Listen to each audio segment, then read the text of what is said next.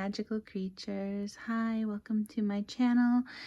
If you're new here, hi, welcome. I am Unionicorn, and yeah, if you're returning, thanks so much for being here. I really appreciate you stopping on by, taking the time out of your busy day to join me for this reading. And if you clicked on this reading, we have a very special and important message to talk about in this reading. I just want to give a bit of a disclaimer right up front so that everyone hears this message. These messages that I'm going to delve into today can be quite triggering for a lot of people. The question we are asking today is, what does your shadow self want you to know?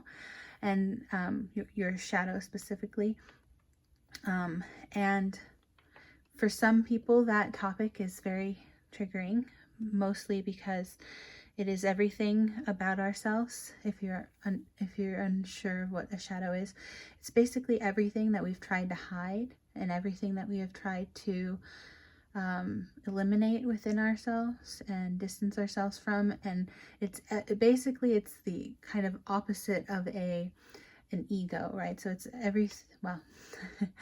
it gets complicated, but there's many different facets of ourselves, and so the ego is there to try to protect ourselves from, trying to integrate our shadow, so that we can become our whole, true, higher selves. And so it's, I hope that makes sense. Again, these are kind of more complicated spiritual topics that we're going to delve into today. And again, just full disclosure, these are things that I'm still learning about. I'm still working on my own shadow work, and this is stuff that takes a long time to actually fully integrate, something to actually fully work on within oneself. It's a lifelong process. And so I just want you to know that you clicking on this video though today is the first step in your awareness to bring to light, to illuminate the shadow parts of ourselves within us, and the things that we've often tried to hide. You hide it up in the attic, and you want to pretend that the attic or the basement, if you're going to use the analogy of you being a complete home. A lot of times we don't let the guests go in the attic or the basement, right? It's something that we kind of, or the other way to put it is skeletons in the closet, right? That's what people say too, right? So again, we have a fun Halloween theme here today. I'm so excited for the spooky season because this is the stuff that you get into for the holidays. At least I do, especially someone who really likes the spooky vibes, the witchy stuff. So that's, the Halloween time is a great time to start, becoming a little more aware of one's shadow. So yeah, I'm sorry if I'm rambling in the intro. I just wanted to make sure that everyone heard that this is a trigger warning up front. If this is, a difficult topic for you right now to listen to, I recommend checking out one of my other videos, or just skipping this one, because I'm not gonna sugarcoat this reading, and I don't mean to sugarcoat any of my readings. It's just that I do try to focus on sort of the positives, and I always try to focus on positives in my readings, but or the silver linings, let's say, right? And there can be a lot of positives to shadow work as well. The whole point of shadow work is to eventually derive a greater understanding of oneself and to get more in touch with one's true identity. However, like I said, this is sometimes very difficult for people to confront, or a topic that is unfortunately not very discussed in our modern society, right? We're taught from a very young age to not be ourselves. We're taught to be someone else. We're taught to wear this mask, and not to be our true, authentic selves. But that eventually kind of gets to us in these little ways that we might not realize is from the shadow work that we still need to do, if that makes sense. So again, these are complicated, like, kind of concepts, and like I said, I'm not a psychiatrist. I also want to say that I don't know everything there is to know about shadow work, but I did just do some research, and I will definitely be linking the videos that I listen to that kind of has better overview topics if you want, like, maybe a overview, a quick overview of, you know, these sorts of concepts. But yeah, basically we're just asking your higher self today, what is it that your shadow wants you to know? In other words, what is there something that you've been kind of hiding from confronting within yourself, is another way to maybe put that. That's basically the gist of what shadow work is. But yeah, if you're willing to come on this journey with me, I'm so happy to have you. Again, showing up today, clicking on this video is already, you know, one of the biggest hurdles there is just to be willing to confront such a thing as your shadow. You know, it's scary. Like, it's something that, you know, it's like our subconscious, and like when we have like nightmares and stuff, that is all like the shadow in a way. Like, the nightmare is like a personification almost of our one shadow, our individual shadow, and the shadow is unique to every individual, and yeah, it takes a lot of self-discovery and a lot of willingness to show up for yourself and do the deep internal spiritual work that it takes to really understand oneself and to confront that. So again, thank you so much for being here. If you clicked on this video, if you got this far already and didn't go like, what the heck is she rambling about, and then click off immediately, I think, yeah, that's I think that you're already doing a fabulous job confronting your shadow today. So thank you for being here. Thank you for showing up for yourself today, and thank you for being willing and open to the experience of listening to what your shadow has to say. Okay, so thank you again for being here, and yeah, let's get into the piles. So for pile number 1, or really it's deck number 1, or today it's the deck, Hocus Pocus. So the 3 Sanderson sisters here, I'll be reading from this deck today. This, by the way, I have all three Disney decks here, as well as this little candle, and it's called Witch's Brew. And yeah, it's got a cute little kitten, or a cat face on the outside. And I've also paired that with the moon, which is another kind of symbol for shadow work, right? The moon is the moon reflects the sun, but it also has the dark side of the moon, right? So yeah, so that's for pile or deck number 1 today. And for pile or deck number 2, we have the Disney Villains Tarot. And these are new decks for me as well, so I'm excited to crack these open, because I've always wanted these cute Disney decks. So I'm happy to get Disney decks today to work with. So we have the Disney Villains Tarot, as well as this little, I wanted to say it's a ghost, but it has some, you know, the stitches on the mouth. But yeah, I see it as a ghost. You might see it as a skull, you know, either way. However you want to see that little face, the little spooky face. It's a cute face though still. And then we also have just this rectangular piece of onyx crystal. By the way, these are all, I believe, onyx. So yeah. And then finally for deck number 3, we have Tim Burton's The Nightmare Before Christmas Tarot. And this one is a fun one. I actually I once did a reading a year ago that I'm trying to hopefully find, so I can also upload that. I lost the footage, but I think I just have to, you know, find it again. But yeah, this is one of my favorites. I've been using this one for a few years now. And I've paired that with the little jack-o'-lantern head, you know, like Jack the Pumpkin King. And then we also have the star-shaped onyx for pile number 3.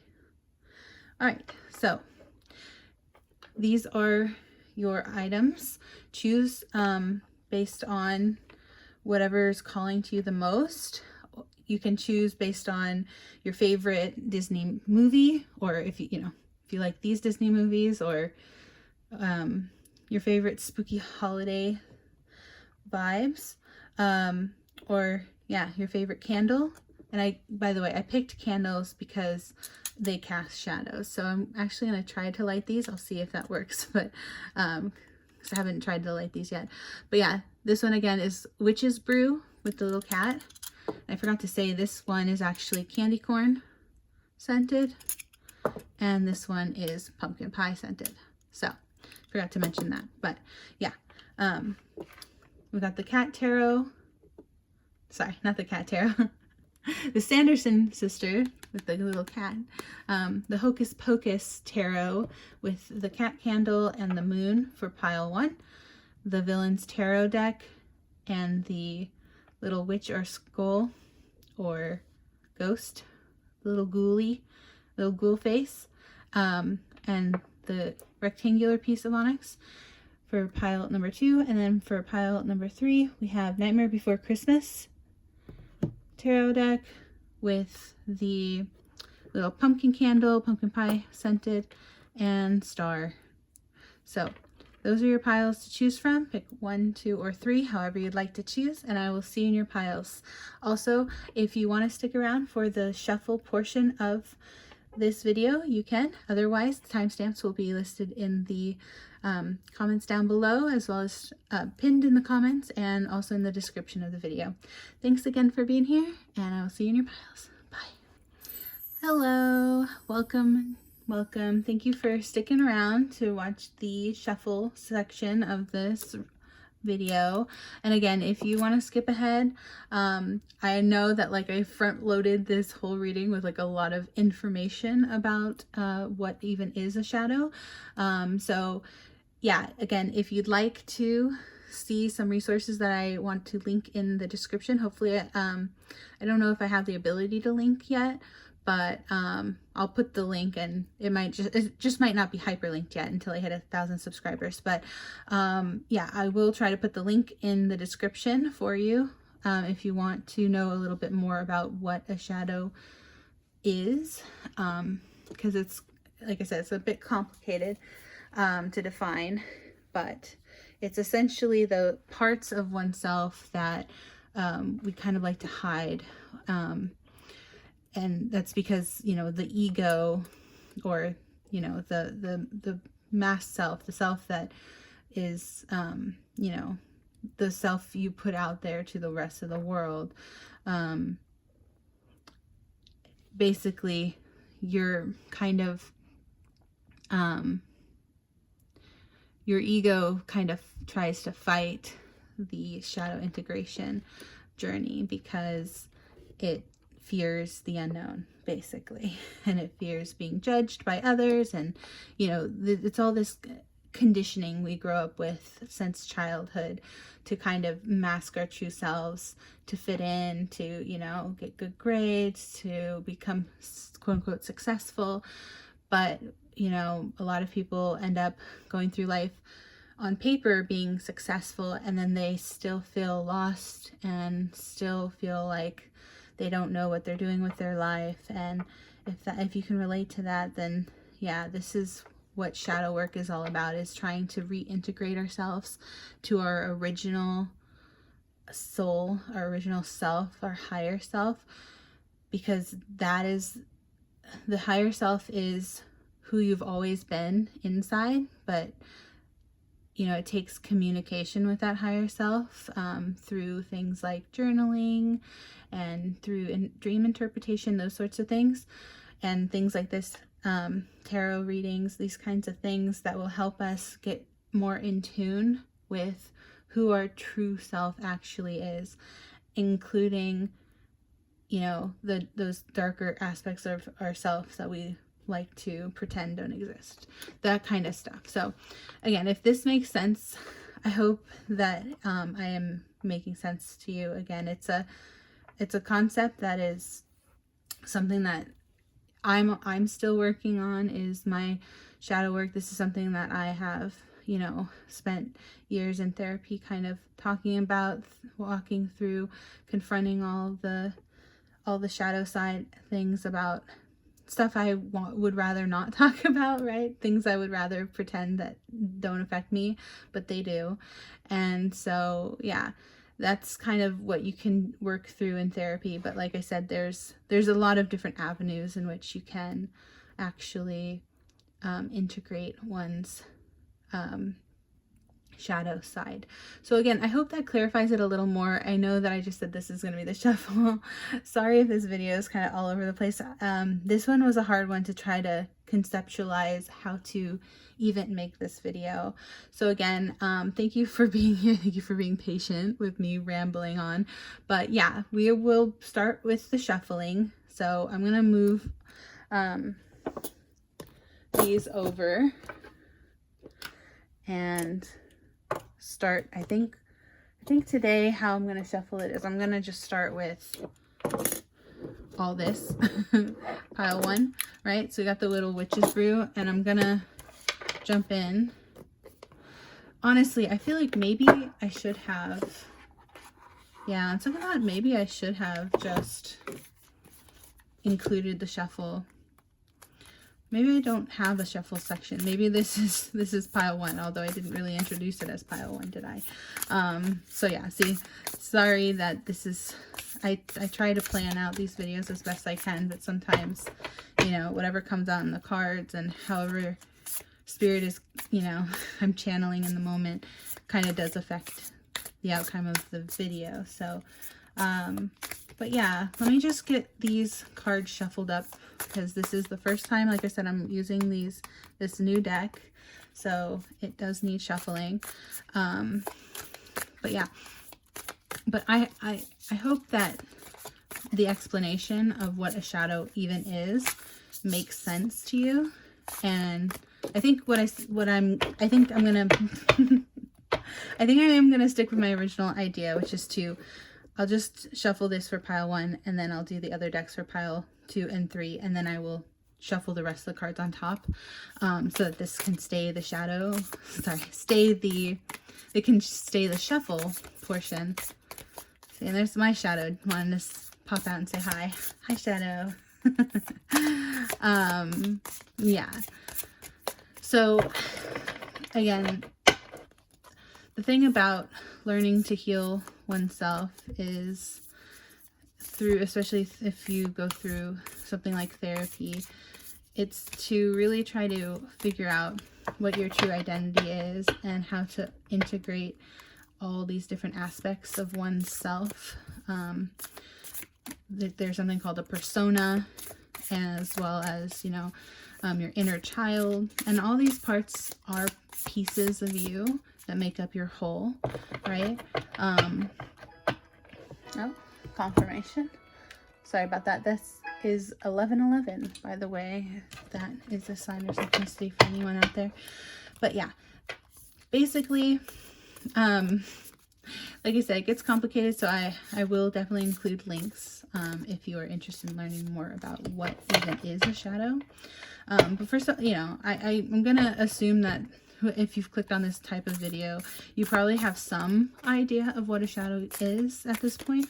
So yeah, that's why I wanted to explain it more in the intro and in the shuffle, just in case there is still any misunderstandings of like what even is a shadow and how is that different than an inner child or a persona and everything. So yeah, but anyway, so this first deck I'm gonna pull cards from is the Hocus Pocus Tarot deck, and I will be reading from these, by the way, because they are new decks.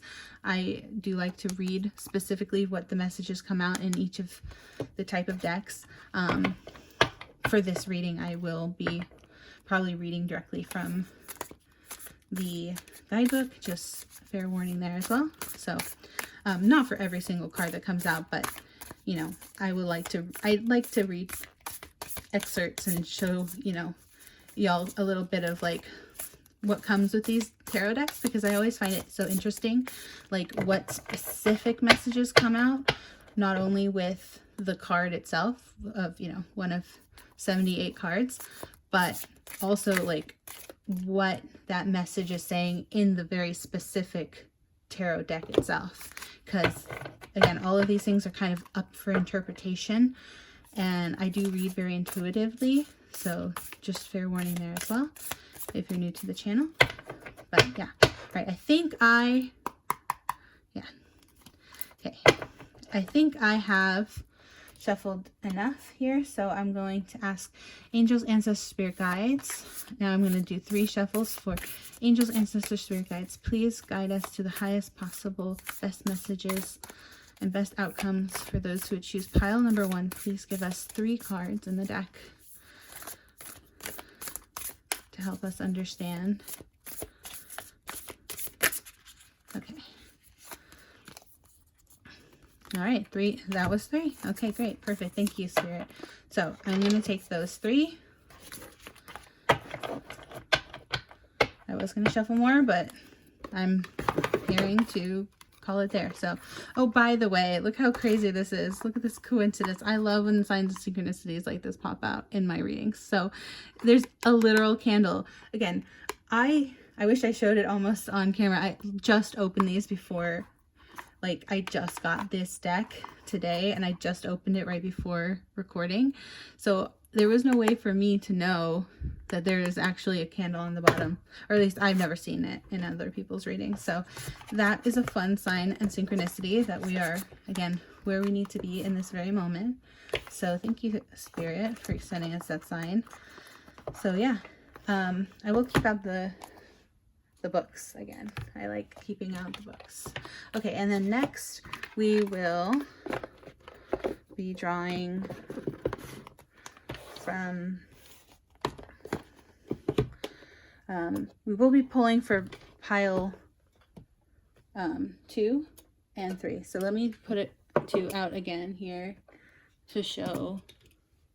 This is for pile number 2, the villains, and then I'm going to go through and put the rest of the cards that we're going to use for all of the readings. But yeah, hopefully that makes sense. I feel like I'm not making a lot of sense today, but yeah. So this is the villains deck. Very cool. Again, I'm going to have to do the same thing.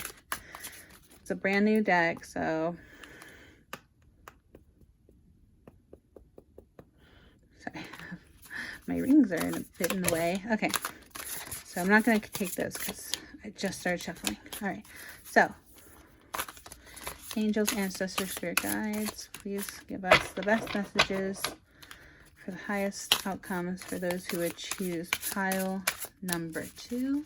Those who would choose pile number 2, please give us the best messages for those who would choose pile number 2. Angels, ancestors, spirit guides. Best messages for the best outcomes for all of those involved. Those who pick pile number 2. Okay, this one wants to come out. And thank you. Okay, this one. Great. And one more, Spirit, please. Angels, ancestors, spirit guides, the universe. Please give us one more best message in the deck for those who choose pile number 2. What does their shadow self want to say to them? What does their shadow self want to say? Okay, great. Thank you.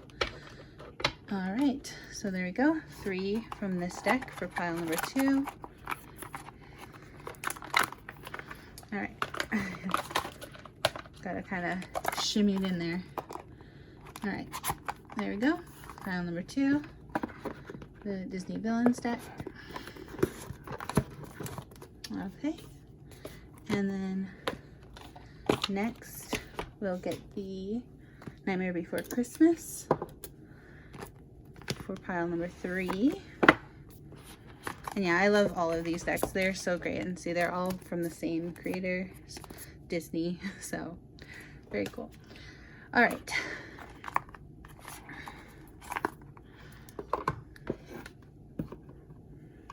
Okay.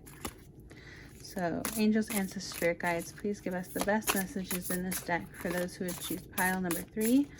Pile number 3, spirit. Best messages in the deck for those who would choose pile number 3. Oops. Okay. Set the deck. Okay, so best messages in the deck for those who would choose pile number. Whoops. Let me do that one more time. Best messages for those who would choose pile number 3. It's 1, 2, and 3. Okay, great. Thank you, Spirit. All right, so that was the Nightmare Before Christmas deck for pile number 3. Oh, yeah, I'll take that out. Okay. Now we will go into the other decks that I'm going to use today for this reading.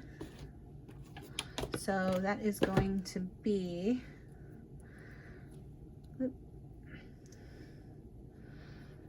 the Beast Souls, and this is just a good deck to kind of, I don't know, have a animal spirit type of energy to come out. For example, those who are on this channel, who are listening to this right now, you definitely you embody the loyal dog spirit, honest, loyal, dependable, someone who will protect and guide between heaven and earth. Oh, how cute. Okay, yeah, so again, great message there. Some of y'all are angels on earth, huh? Thank you, angels.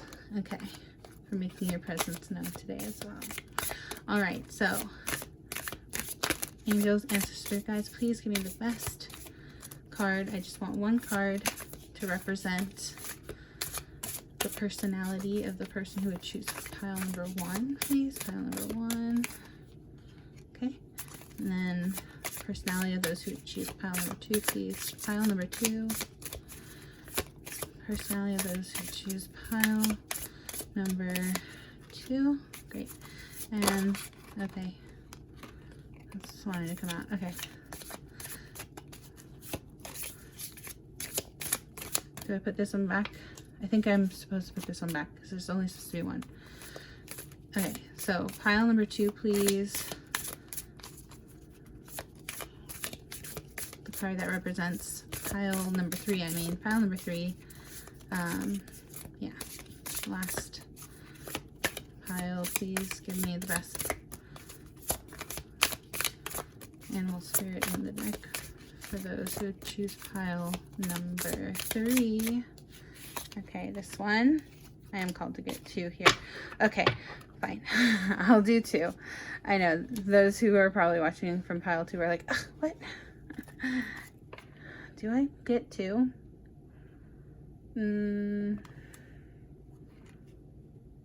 I'm sorry, pile 2. I am called to get 2 for pile 3. So if that affects you choosing what pile you want to choose, go ahead and choose 3. But otherwise, yeah.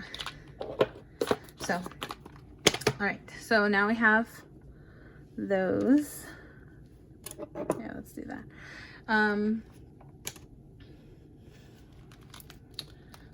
Next, I want to get, let's see.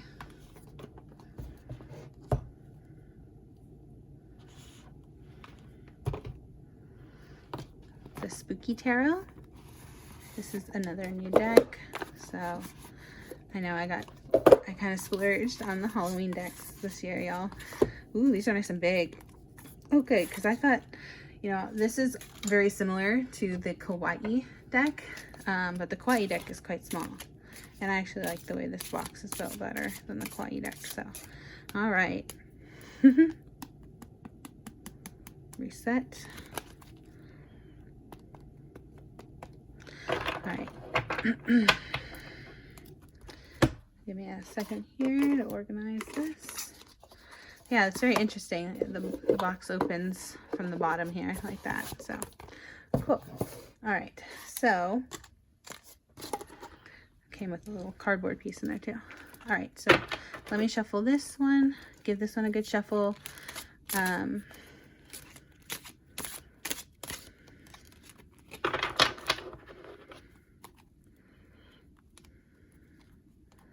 Bottom of the deck energy, the Empress. Yes, whoever's out there watching, that's confirmation. You have Empress energy.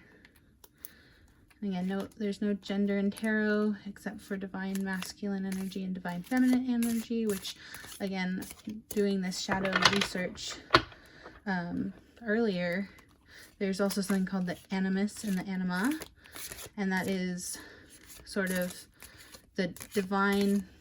It's like a divine feminine or divine masculine energy, except that it is sort of like the opposite, as in the anima is supposed to be the feminine side of the masculine, divine masculine, and the animus is supposed to be the masculine side of the divine feminine. So that is also sort of the shadow side, as in, you know, it's about integration. It's about the stuff that, again, for our own personal identity, we've pushed away. So if we identify as being the divine feminine, we'll push away the masculine sort of traits within ourselves, right? Versus, again, if we identify as the divine masculine, we'll push away the feminine traits in ourselves. I hope I said that right. I hope, did I repeat myself? I don't know. Yeah, again, gender is, the energies are just based on how you personally identify, okay? So take it how it resonates there. But if you identify more as the divine masculine, you feel like you have more masculine traits, then the anima is your feminine side, as well as if you feel like you are more feminine, the animus is your more masculine side. I hope that makes sense. So yeah. All right, so let's get a card for those who would choose pile number 1. Those who choose pile number 1, please, Spirit, give me a couple of cards. These are cute cards. I want a couple of these. Okay, yeah. Thank you. All right. We got 2. Have a third. Let's get a third. I like these ones. Okay. Well, that's 4, so that's fine. Okay. I'll take what comes out, or I try to. I know. Again, Pile 2's mad at me for not taking the second piece soul. But, okay. I was just called to take 2 for pile 3 and only 1 for pile 2. So, again, this is how I channel, so, and I just pulled that from the back. So again, let me ask angels, ancestors, spirit guides again. Can I have the best cards in the deck for those who would choose pile number 2? Pile number 2. Okay, 2 more. Again, I'm called to get 4 this time, so I'll take 4 each here. All right. Oh, that one just wanted to flip right out. There you go. Okay, that's 1. Okay, these ones flipped as well. Great. And can I get 1 more, Spirit? 1 more for pile number 3. Those who choose pile number 3. What does their shadow self want to tell them for pile number 3? Okay, great. Perfect. So that is the Spooky Tarot.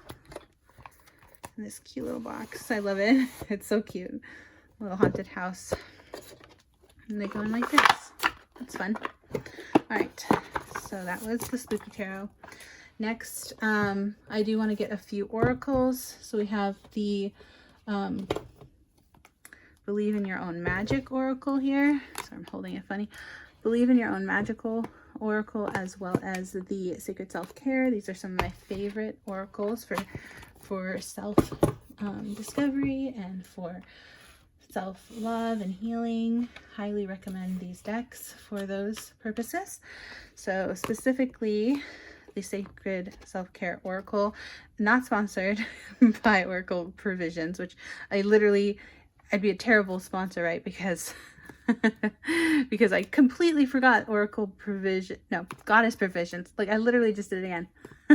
This Sacred Self-Care Oracle is by the co-founder of Goddess Provisions, and it's literally right here on the box, and I always forget what it's called. But I did get one of those subscriptions once or twice, and every time I really liked what was inside of them. So again, not sponsored, but but if you want to sponsor me, I'll just forget the name of your company now. But no, I do highly recommend their Oracle deck. Can't recommend it enough. I've literally recommended it to friends and family and stuff. And so yeah, but this one is the Believe in Your Own Magic Oracle, which this one's also great. Really nice little crown. Where's your crown? Okay, so let's shuffle this and get 2 messages. I want to get 2 of each of these today. Okay. 2 cards for pile number 1. Okay. 2 cards for pile number 2.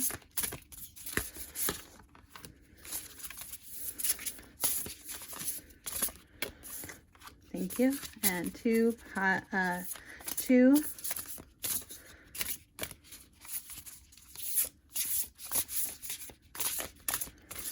cards for pile number 3.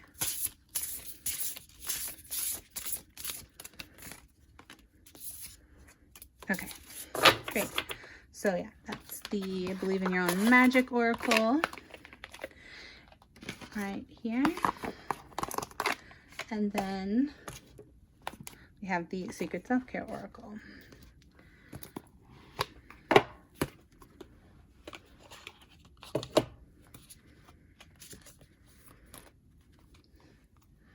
And just for those who are sensitive to this topic, especially with YouTube censorship kind of getting a little more strict over the years, just so you know, all of my tarot readings are always going to be 18 plus, because sometimes they do include some small forms of nudity in the artwork, or yeah, the occasional I just was starting to shuffle, and I was trying to say bottom of the deck energy was the sex card. So if that's a topic that you are uncomfortable with, just know that that has the potential for appearing. Not saying that it will, but it does have always the potential for appearing in these readings using this deck. So again, I recommend this card, but that is, again, something that, you know, it's definitely something that would be counted as a shadow thing, right? Is sexual desires and any topic or discussion around that, which is again why I was consulting my oracles on how I could approach the shadow as a topic in a tarot reading. So yeah, again, I hope that my rambling doesn't scare too many people off, but just wanted to, you know, like, reiterate that the shadow work is complicated and difficult and does cover some very, like, difficult to discuss topics. So if you're uncomfortable with that, this might not be the reading for you. But yeah, that is something that, you know, if you are willing to be a little bit uncomfortable, that is sort of the point of shadow work, is to be a little uncomfortable with the topics, but to push through it and to gain something to heal from hiding from the hard to discuss emotions and topics, right? All right, so let's get into this. Angels, Ancestors, Spirit Guides, can I please have 2 cards in this deck for those who choose pile number 1, those who would choose pile, oh, okay, Apparently, that chose for me. Those will become pile 3. Okay, pile number 2, please. Pile number 2. Those who would choose pile number 2. Sorry, I said pile number 2. The spirits knew what I meant. I'm trying to say pile number 1. Those who choose pile number 1, please. Angel and spirit guides, please give me 2 cards. So I'm still learning how to speak and think at the same time. Okay. There you go. That's for pile number 1. And for pile number 2, please now. Pile number 2, please. Angel and spirit guides, please give me 2 cards in this deck. For those who would choose pile number 2.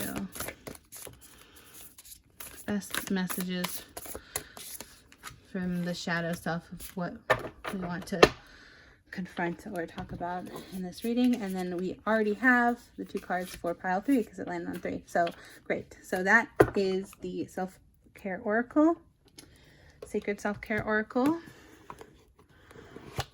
by Goddess Provisions. Okay. Hashtag not sponsored, but I'm always singing this deck's praises because I really like this deck. It's just a good actionable deck that if you're ever struggling emotionally and you want something that you feel like a guided action, I always recommend this one because it's actually something you can do right in that moment to help yourself feel better, to give yourself some self-love. So highly, highly recommend that one. All right, but yes, that's going to do it for this shuffle portion of the video. Thank you again so much for being here. If you sat through all of that, I know it was a long one. Yeah, thank you for sticking around, hanging out with me, learning a little bit more about the shadow and all that. But yeah, again, links in the description if you want to learn more about integrating one's shadow. And of course, you know, stick around for the reading, obviously, and to discuss it further. But yeah, this will be the cards for pile 1. This will be the cards for pile 2.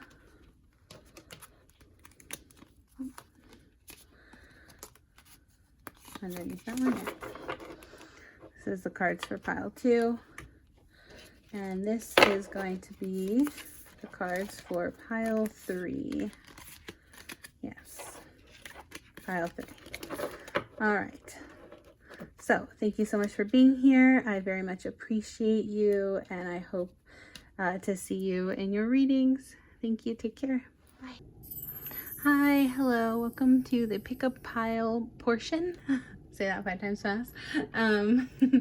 Welcome to the pick a pile with the cards. If you like to choose with the cards, that you can see each card here. That's what I have. I've shuffled for each of the piles today. Again, each top card is kind of slightly different because they're from different decks. So again, pile number 1 is from the Hocus Pocus tarot deck. Pile number 2 is from the Villains tarot deck. Pile number 3 is from the Nightmare Before Christmas deck. So you can choose based on that, or you can choose based on the look of the cards, the onyx, the shapes I've put down, which is the moon and the star. And we can call this the sun if you would like, because that's the trilogy as well, the moon, the sun, and the star. But yeah, each one of these are the onyx shapes, but again, technically this is not the circle. This is a little rectangular piece, but yeah, it just sits better. I think I have a little round circle to represent a sun, but yeah, this one just sits better. So that's why I have this one to represent the sun today. But yeah, so you can choose either moon, sun, or star energy, or the black cat, which is the witch's brew, the witch energy, the ghoul, let's call it, either the ghosty or the skull, and that's the cotton candy scent here, or the pumpkin head, which is the pumpkin pie. So yeah, pile 1, pile 2, pile 3. hopefully that makes sense.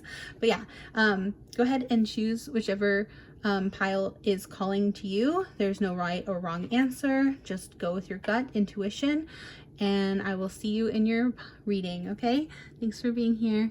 See you in your reading. Bye.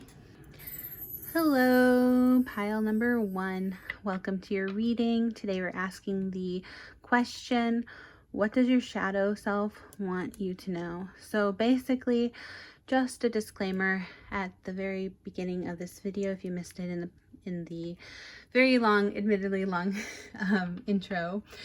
Basically, the shadow self is everything we kind of want to hide or shy away from within ourselves. So basically, our ego, just trying to protect ourselves, will, you know, try to mask and try to present this persona. Well, we have like basically a character that we embody, right? And we can kind of change that based on, you know, our roles. So like who we are to our parents, for example, aren't who we are to our friends and that sort of thing. But basically, it's, you know, we have this like persona, like who we want to show who we are to the world, right? And the idea of a shadow self is everything that we've kind of, in a way, like disowned or like have pushed away from us and hidden away and like locked in an attic or a basement, like that kind of thing. And we only want to show the prettiest, best sides of ourselves, right? So we wear that mask and we only show our guests, like, you know, the main floors of the house. We don't show the attic or the basement, right? So yeah, so basically that is the idea behind shadows. Again, this is a concept that I'm still working on. So just so you know, this is something that takes a lot of time to do shadow work, and I'm still working on my shadow work. So just showing up for yourself today and listening to this reading, you're already quite along in this process by just being willing to confront it at all and to listen to what your shadow self has to tell you today. So I commend you for being here and listening to what your shadow wants to tell you. Again, if you are interested in learning more about the psychology behind what a shadow self is, like what your shadow is in terms of psychology, I've tried to link some videos, some other YouTube videos on the topic, and you can check that out in the description. But yeah, without further ado, pile number 1, if you chose this cute little cat candle, and I did a bit of a candle theme. It's a little funny because I'm not actually, I was thinking about it. I don't know if I want to light this candle because I'm looking at this cute little cat face, and you know, I have a little pet at home, and I kind of was considering whether or not I wanted to light these because I did get these just for like decoration, right? But the thing is, they are quite strongly scented. They're scented candles, and I don't like to burn scented candles for my pet, right? So I hope you don't mind that I actually decided that I don't want to light this today. I just want to keep it on the side here as decoration. And yeah, again, sorry, I typically have like unscented candles too, so hopefully you weren't disappointed by not lighting that today. But yeah, I mean, and speaking of not lighting a candle, it might be a good idea to not be lighting the candle, right? Because again, the deck that you chose today for your reading in particular is none other than the Hocus Pocus deck. And so this was, if you're unfamiliar with the story, all about lighting the black flame candle. And then the whole bunch of chaos happens after that. These witches come out to play. So yeah, these are some of the funnest Disney villains. I think most people would agree. Both Hocus Pocus 1 and Hocus Pocus 2 are quite fun, quite witchy fun. But yeah, this is your deck that we're going to look at today in your reading, pile 1. And yeah, we're asking the question, what does your shadow self want you to know? So you have this little moon, like the dark side of the moon, piece of onyx as well. And so yeah, let's just jump into your reading and see what your shadow self wants to say. So I actually am going to start with the Beast Soul, because this represents that persona, or your personality in a way. So it could be partially integrating your shadow self as well. But yeah, this is about your personal personality. So this says hardworking bee. Oh, that's awesome. So yeah, you are a very hardworking person. You have good work ethic, you have drive and community, and it says you have the power to realize your dreams. All right, so yeah, that's the overall message that your shadow self wants you to know, is that you in fact do hold the power to your manifestation of your own dreams. And yeah, you can, if you can dream it, you can do it. Walt Disney. So one of my favorite quotes. All right, then we also have the Nightmare. Sorry, I was gonna say, wait, no, this is the Hocus Pocus Tarot. I don't know why I thought Nightmare Before Christmas, probably because of the pumpkins. But okay, the first thing you have is the 5 of pumpkins. Okay, then you have 4 of pumpkins. Ooh, look at this. Yeah, so a lot of this jack-o'-lantern energy. That's very interesting. And 3 of pumpkins. Okay, yeah, so you have just all of this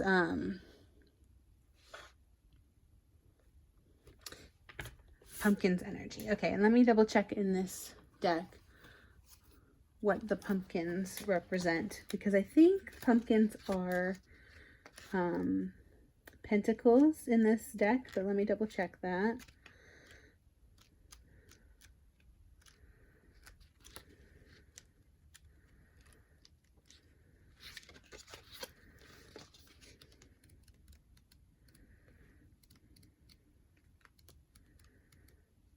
Okay.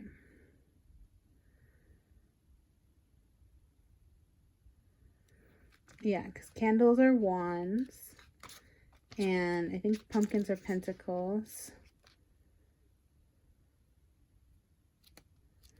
Usually says in the beginning of the deck, but I'm not seeing. Well, let's just turn and I will be able to see. So again, I'm going to use a guidebook because this is a new deck for me. But actually, before I do that, I do want to, let's just look at all the rest of your cards first, so I can really get an overall picture of what we're looking at here. So, okay, Magician. Great. So you got Major Arcana. Magician is it's right after the Fool, which is actually 0. And so this is like card number 1, Magician. So which is, again, all about manifestation, having the power to realize one's dream. So that's a good synchronicity. You also have the Knight of Cups.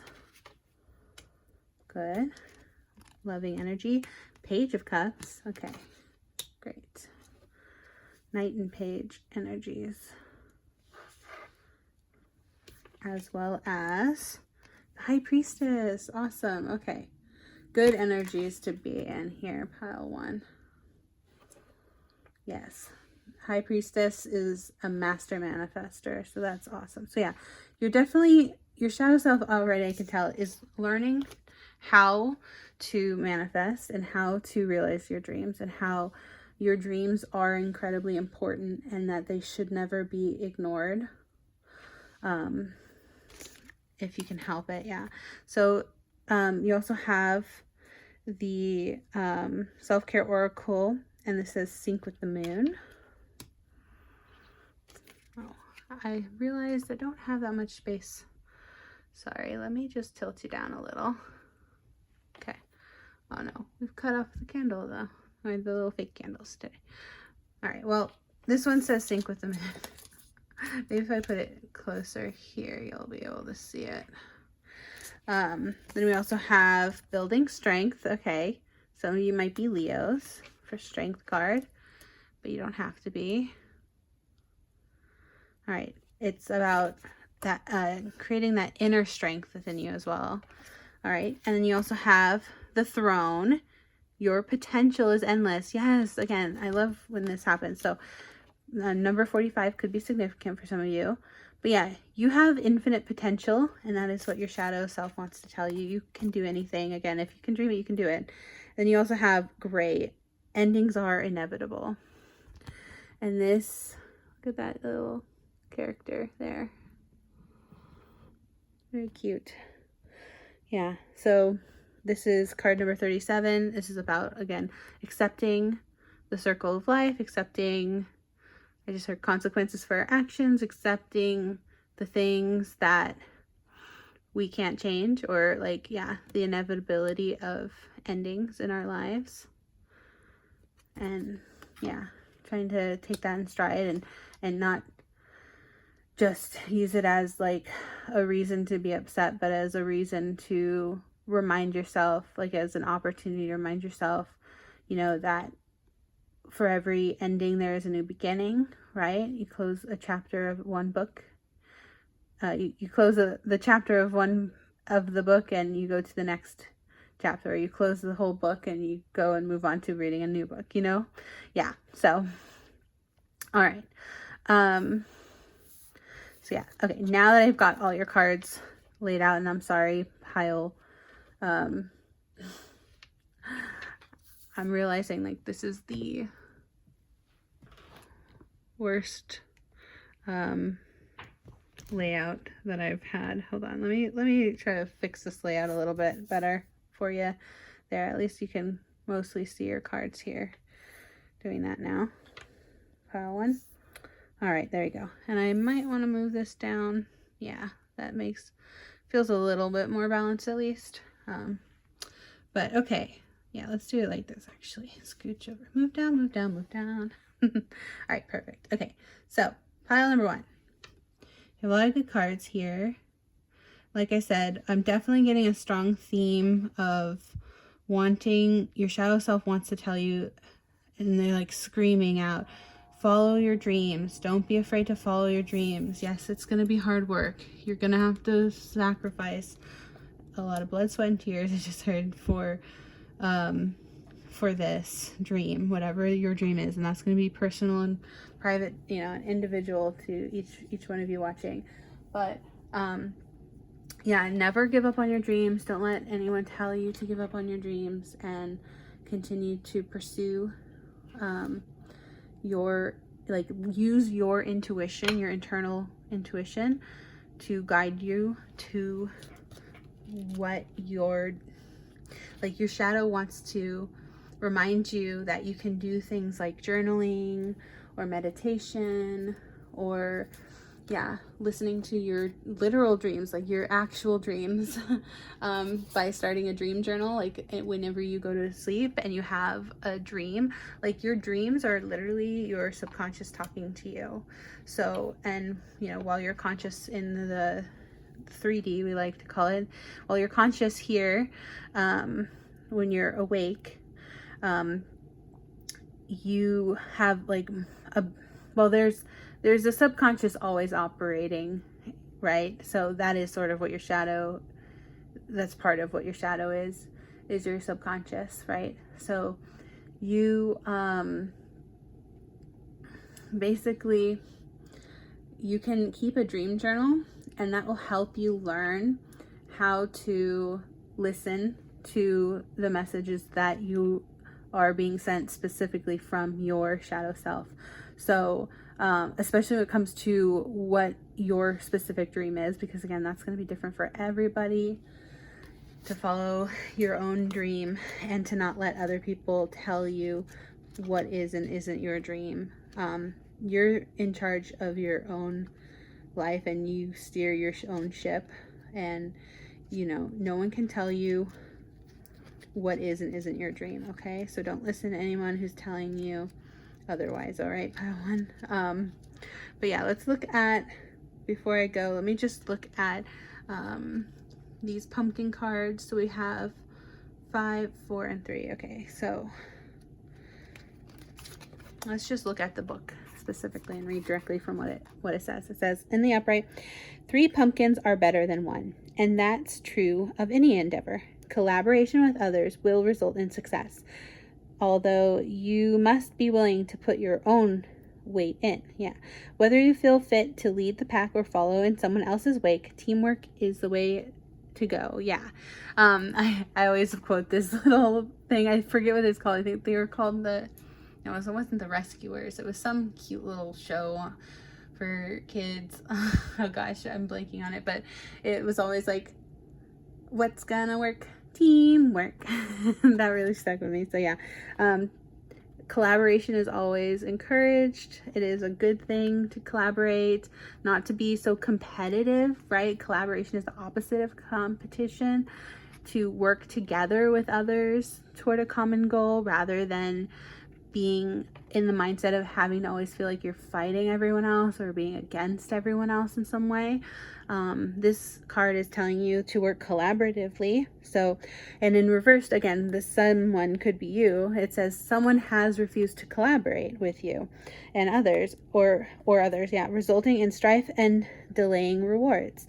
Their attitude may be due to selfishness or stubbornness. And again, this might be your shadow side, right? I don't know if you play this game. Not everyone I know who watches my channel is into gaming, but because this is I'm using Disney decks, I'm thinking of the literal shadow self in Dreamlight Valley. If you know that, there's like spoilers. It's sort of the plot of Dreamlight Valley. So if you haven't played that game, highly recommend that game. I love that game so much. Right now there's actually a really fun witchy, because you chose Hocus Pocus, the witch's brew here. I can tell that you also probably like witches and witchy things. So yeah, if you want to, like, again, not sponsored or anything, but if you ever want to check out Disney Dreamlight Valley, it's a really fun game. And there's a star path right now that's all witchy themed, and so you can get fun little witchy items. So just throwing that out there for anyone interested. But yeah, so this is basically the reason why I brought that up, though, was just because in the game there is a literal manifestation, like a physical embodiment of the shadow self, and so that's what came to mind. But yeah, so this could be in reference to you as well. This could be your shadow self. Is sometimes you have a stubbornness to not want to collaborate with others. So reflect on how you might encourage them to work as a team. Alternatively, you may be the one refusing to collaborate. Exactly what I was saying. Yeah, you may be the one refusing to collaborate with others. Seek out ways to compromise, for it will lead to success. Yeah. So again, teamwork makes the dream work. So, and then we also have the Four of Pumpkins, which says your pumpkin patch prospers due to your hard work and diligence. So this is what could be maintained if you follow this, if you do work on your teamwork skills. So your pumpkin patch prospers. PPP. Don't clip that out of context. Yeah. Sorry. I'm just laughing at the alliteration there. But yeah, your pumpkin patch prospers due to your hard work and diligence. You're responsible with your newfound wealth, which will be a great benefit to you. However, be careful that this frugality does not lead to greed. Yes. So a warning here about greed. Greed is definitely shadow side. Not wanting to share with others. Again, not wanting to share ideas, to collaborate, not wanting to share resources with physical goods and money and that sort of thing. All things in moderation, it says. So in reversed, again, the reversal could be your shadow side. Your great reward has come at last, but it has led to greed and stagnation. You would rather see your pumpkin patch rot than share your rewards. Ooh, okay, yeah. Beware of this temptation. Such miserliness will end in nothing but misery. Yeah, so definitely, again, greed is not good in my opinion. I know that that's highly debated, right? Some people would say greed is good. I am of the camp and the belief that, there are ways to harness one's needs in order to build wealth in a happy and sustainable way that benefits all, right? That would be maybe the idea behind greed is good. But I've tended to, I would rather categorize that as like collaboration, and like self-care, right? To take care of one's own needs is part of self-care, rather than calling it greed. Because remember, caring for oneself is not greedy. Having needs is not selfish, right? You have to take care of yourself. But remember to, if you have the ability to share, it's always better to share and spread the wealth and spread the joy and happiness to others whenever you can. Because I mean, that's why else are we here, right? All right, sorry, I was looking at the wrong page, but here we are. So then 5 of Pumpkins says, as the cool autumn turns to bitter winter, your fortunes turn to strife. You may find yourself struggling financially, vulnerable and anxious. No, you are not alone. Seek the aid of others and watch for a way out. Even winter eventually turns to spring. And a reversed is, this card holds a similar meaning in the reverse position, though the crisis may be looming ahead rather than currently happening. Reflect on what may be the cause of this future financial hardship. How can you prevent it? Who can lend their aid? Yeah, and again, I mentioned consequences in the past, but it's like if you, again, were tempted to have this miserly sort of energy in the past, that might have led to unfavorable financial outcomes later on. And I know that can be confusing to some people, because most people would think that, you know, oh, in order to have wealth, you must save it and you must not share it. You must not, you know, that's where that idea of, you know, being miserly and hoarding kind of comes from, right? Is the belief, it comes from the lack mindset, right? That if you give something away, you no longer have it, and therefore it's better to just keep everything you have and to never share. But spirituality teaches us that it is actually better to be generous and kind and spread and share the wealth. It's the idea of the stone soup, the fable of the stone soup. And I've mentioned this in past readings, but basically the idea of the fable of the stone soup is that if everyone contributes to the soup, then you have, you know, how do you make soup? You have a bunch of different vegetables and they all collaborate to make this delicious meal. So yeah, that's basically, in the short of it, it's an analogy for why collaboration and sharing of ideas and resources is actually better for all involved in the end. So, because you feel good by giving and others feel good by giving and receiving, and it's just this beautiful symbiosis that we are meant to have with our fellow man. So yeah, but basically overall, pile 1, to summarize your reading, basically your shadow self just wants you to know that, again, you can accomplish anything that you set your mind to. Just keep in mind that it's lonely at the top, as they say, right? So remind yourself why you want these things, why you feel the need to have them, and reflect on what might be causing you to feel like you can't share, you can't give things away. Reflect on, you know, and I'm not saying sell your house or your car or those sorts of things, but like small things, like if there's something in your house, for example, that you could donate and you've been meaning to donate, but you feel like you're holding on to it for some sentimental attachment or some sort of like idea that you're like, well, I haven't used it in years, but maybe someday in the future I might need it at some point. Remind yourself that it's okay to let those sorts of things go. Give it back to the universe. You know, like they say, easy come, easy go. So if you get in that kind of flow mindset, of abundant mindset, then you are more easily, like it is more, that is the mindset that you have to have in order to bring in this energy of the High Priestess and the Magician, like these Master Manifester. You got 2 Master Manifester cards here. So yeah, this is really about learning how to harness manifestation for the good of all, like to spread wealth and abundance and happy mindset rather than the lack and greed and yeah, the lack mindset. So yeah, hopefully that makes sense, pile 1. But again, just keep in mind, you can You can accomplish any of your dreams, and it is always better to work with others. Like, again, you got the bee, right? So bees don't work alone. One little bee could not make an entire hive, right? Remember that.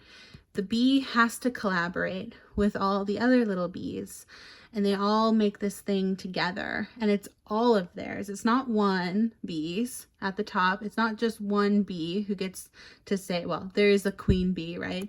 But if you want to think about the queen bee, right, that was the book that Tina Fey made Mean Girls on, was about the queen bee.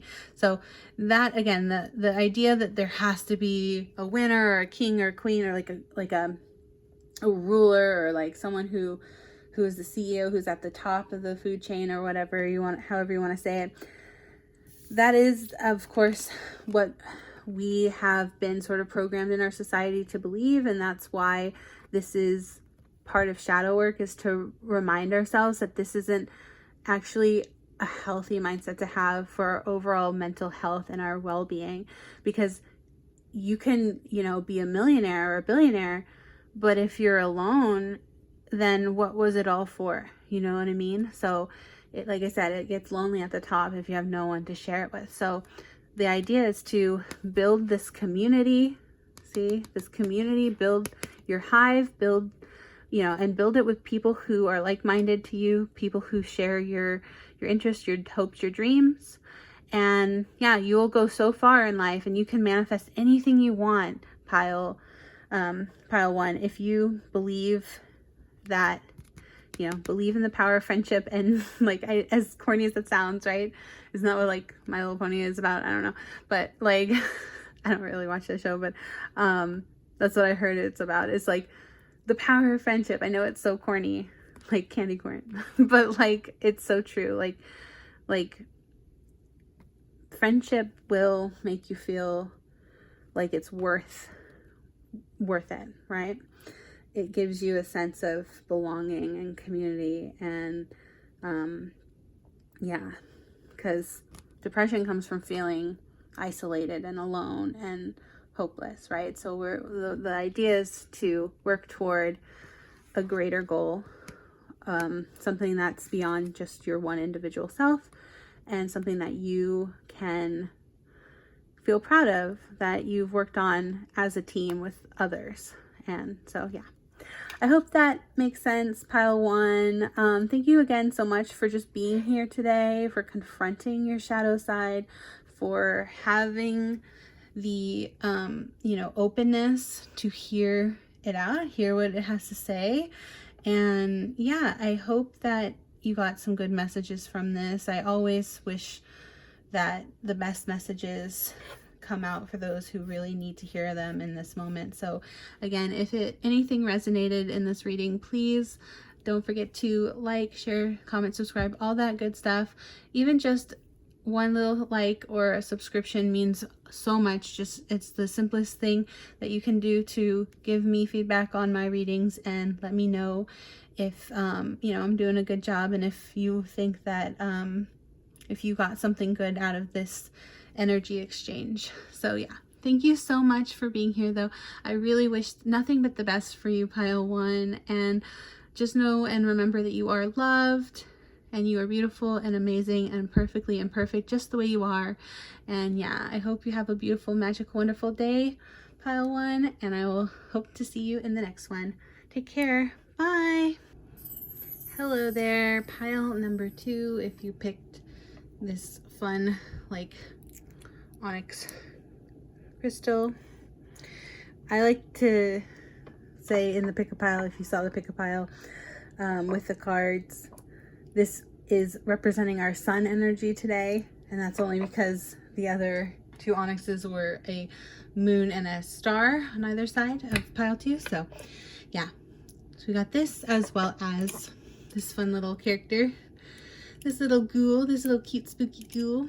And this is the cotton candy scent of this candle. Now, I did think about whether or not I was going to actually light this candle today, and I am sorry to disappoint. I don't think I will, only because I don't know with the scent how it's gonna spread in the air, and I do have a puppy who has quite sensitive lungs, so he's quite small, so I don't want that to irritate him. So I am gonna not light this. I was considering lighting it today, but yeah, I did just get these for decoration. But the idea of a candle, right, is to illuminate, and so that's why we're picking to illuminate the shadows, right? So yeah.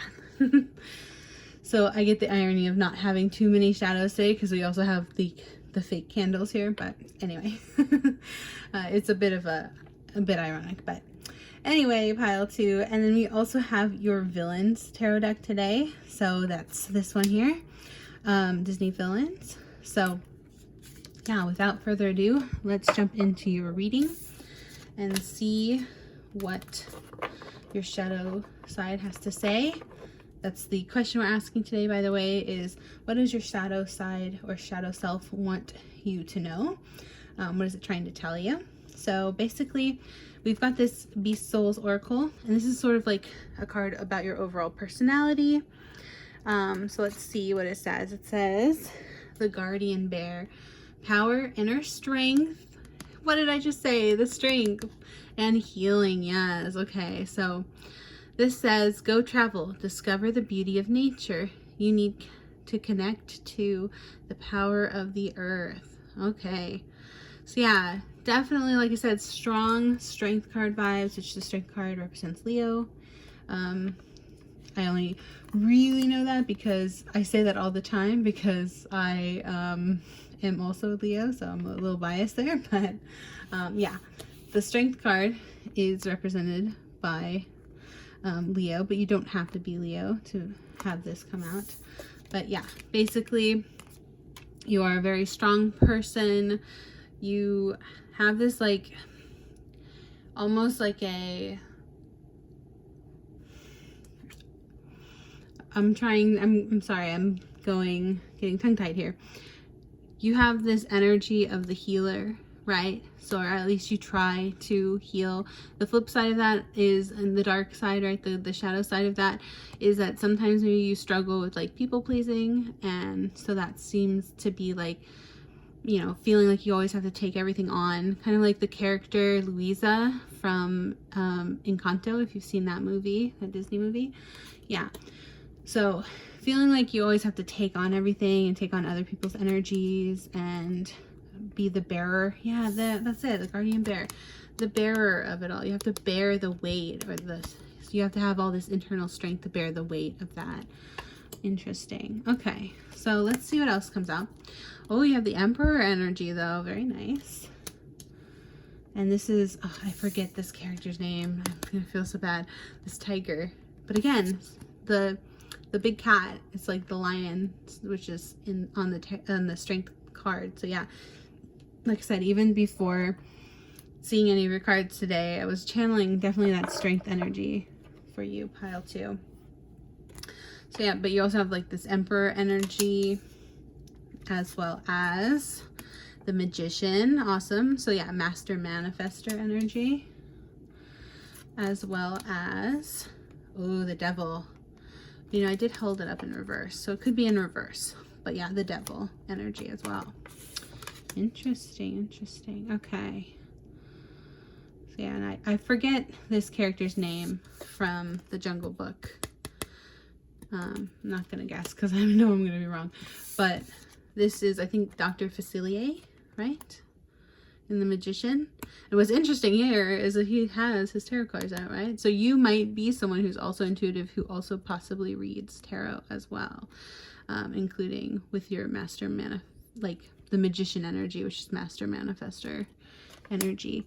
So yeah, so you may use tarot in your own spiritual practice as well, pile 2, to help try to learn about yourself or manifest things you'd like. So, well, that's interesting. I will actually look at the deck guidebook today as well for specifically these cards, because these are new decks for me, these Disney decks. So I would like to, you know, use that and read out loud today for you directly from the guidebook. That's just what I was called to do today. So yeah, But we also have 5 of Wands. I think this is the little lollipops, as well as 3 of, oh my gosh, candies. What is that? I'm gonna have to look at this one too. This one's also a new deck. This is the spooky deck. Then we have 2 of candies. I think that's candies. And we have the Fool. Yeah. So new beginnings. Like this little ghost, he's like, oh, like you caught him off guard. It's like you just became a little ghosty. No. Knock on wood again. Gosh. There you go. My ring has been in the way of my knocking on the sand. There you go. Knock on wood. No, I don't think it's anything like that. But basically the Fool represents the new start, the new beginning. It's the very first card in the entire deck number 0, actually. So yeah, this can represent maybe a little bit of a naivete, let's say, too. You know, some would call it foolish. Some other, you know, some unkind people might call you foolish, but I would just call you maybe a little naive. Like you have this like childlike wonder and excitement and energy to you, pile 2. So yeah, but sometimes people can misjudge that energy as being, you know, a little slow, or, and you know, these are their words. Like I'm not trying to call you that, pile 2. I'm not trying to insult you. I'm just saying, like, some people might interpret that energy negatively, like, right, like to have a child at heart energy, like in spirit to you. Some people just see that as being immature, but you know, there's the beautiful thing about life is sort of like the cyclical nature of life is that, you know, sometimes children can be our best teachers, because children come into this world knowing in some ways more about like themselves, and through time, through conditioning, they learn to slowly, you know, we're kind of conditioned in childhood to mask and to like always put on about like this false sort of sense of self, or like this persona that like hides the shadow self, right? So like you know, for example, little kids, if they want to scream, they want to cry, they do it. But that over time has been conditioned out of us because, you know, we're told in society that that's disruptive. You have to learn to regulate your emotions, which is true. And it is important to regulate one's emotions, but it's also important to let yourself have a good cry, you know, once in a while. Like I literally had to be told by many therapists, like I say many, but like I had one therapist, and then I had she had a personal thing that I had to get a different therapist. And I have I've been in therapy, so I've had a couple of therapists. I've talked to therapists. I have some experience with therapy now. And one of the hardest things I personally have had to learn is that it's okay to cry, because I personally was always told that it's not even okay to cry. It's not even okay to feel your emotions and your feelings. And yeah, that's, again, the children know that it's okay to feel your feelings, you know. That's something that we unfortunately had to learn, and when we learn to reparent ourselves now, we have to kind of unlearn maybe that toxic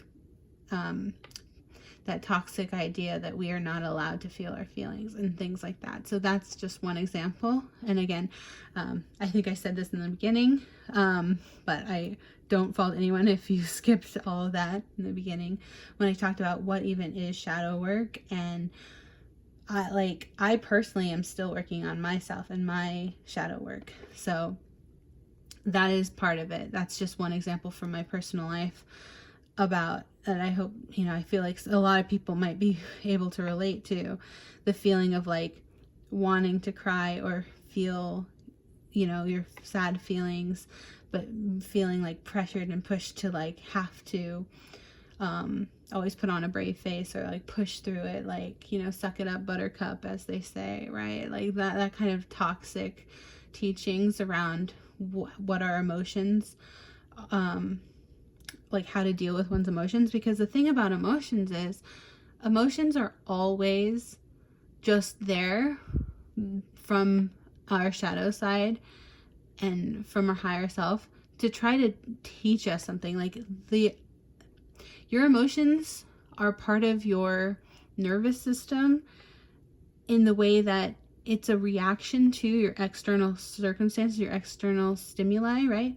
And what happens though is that people become emotionally dysregulated when they've lost touch with their emotions, actually, because the thing is, you have to acknowledge that you have emotions in the first place, and you have to like learn to identify your emotions and feel those emotions. And you know, there are healthy ways to express emotions, and then there are not so healthy ways to express emotions. And you know, that's sort of about what integrating the shadow can be about, is like learning the difference between what a healthy expression of emotion is versus an unhealthy expression of emotion. But yeah, again, to sort of summarize, what I'm trying to say is that like that's just one example of like how we can almost feel like undeserving of that love or attention if we felt maybe neglected in our childhood, or we were just taught to, like I said, suck it up, you know, wipe off your tears, you know, if you fell and scraped your knee, depending on, like, they've done psychological studies about this, right? Depending on how a parent reacts to that specific situation, kind of is one of those examples of like healthy emotional regulation. Like, it's a good teaching moment to teach either healthy emotional regulation or unhealthy emotional regulation. And so yeah, a healthy parent would comfort the child but not coddle the child. Like, there is a fine line, right? But a healthy parent would acknowledge the child's pain, acknowledge the child's fear, and you know, kiss the boo-boo, as they say, you know, and put the little band-aid on and say, you know, everything's gonna be okay, you're gonna be all right, you know, but without being like, you know, walk it off or whatever. Like, you know, there's like a healthy way to teach how to deal with that pain, right, versus an unhealthy way. And so depending on what you were taught in your childhood, you may have to learn how to sort of reparent yourself, basically. So sorry for that long-winded tangent without getting all your cards piled too, but yeah, I mean, basically, I hope that makes sense, that it's like just the whole idea of the Fool card, specifically with this question, really brought up a lot, to be like, you have this like childlike energy, but that can be sort of read or perceived as like a double-edged sword. So it's like, in some instances you can, you know, be naive, and you might stand to be open to learning some things, right? Pile 2. But then in other instances, it's like sometimes people are truly just really hard on you for your, you know, what you don't know, right? So you don't know what you don't know. So give yourself grace is something, another thing that my therapist would tell me all the time. It's like, be kind to yourself, like treat yourself the way you would a young child, right? Hopefully you wouldn't yell at a young child. So treat yourself. You have to almost imagine yourself as a little girl. And if you were your parent, that's what the idea of reparenting oneself comes in, is like, if you were your parent, what would you wanted to hear when you were going through whatever it was you're going through when you're young, right? What was it that you needed? So it's about recognizing what your needs were that maybe went unmet, especially when it comes to your emotional needs. But yeah, again, hopefully that makes sense, pile 2. I feel like I might not be making sense, but I'm trying to summarize like these large concepts that, like, again, if you can afford therapy, I always recommend. I think it's something that everyone should do, but especially, I understand that, you know, it's not something that's accessible for everyone though. So there are always, you know, great resources online for learning about any of this as well. So you might want to look into the whole, you know, how to reparent oneself. There's great books written on the subject about like growing up with emotionally immature parents, or, you know, that's just one example, right? But for you, I'm definitely getting that energy because, again, it's because of this people-pleasing energy that I got from this card, trying to always bear the heavy weight of all of everyone else's stuff, because you were almost taught that as a people pleaser, you're taught like your needs and what you want doesn't matter. And so that has to go into the shadow because it's all about what everyone else wants, and it's all about what they need and what they want. So you learn to live your life in service to others, which in one way, on the, you know, on one side, that's wonderful to be of service to others, right? Pile one. But it can't come, sorry, I called you pile one, pile two. But it can't come at the cost of yourself, right? You can't self-sacrifice. Or another way that I always like this saying is that, like, you can't light yourself on fire to keep others warm.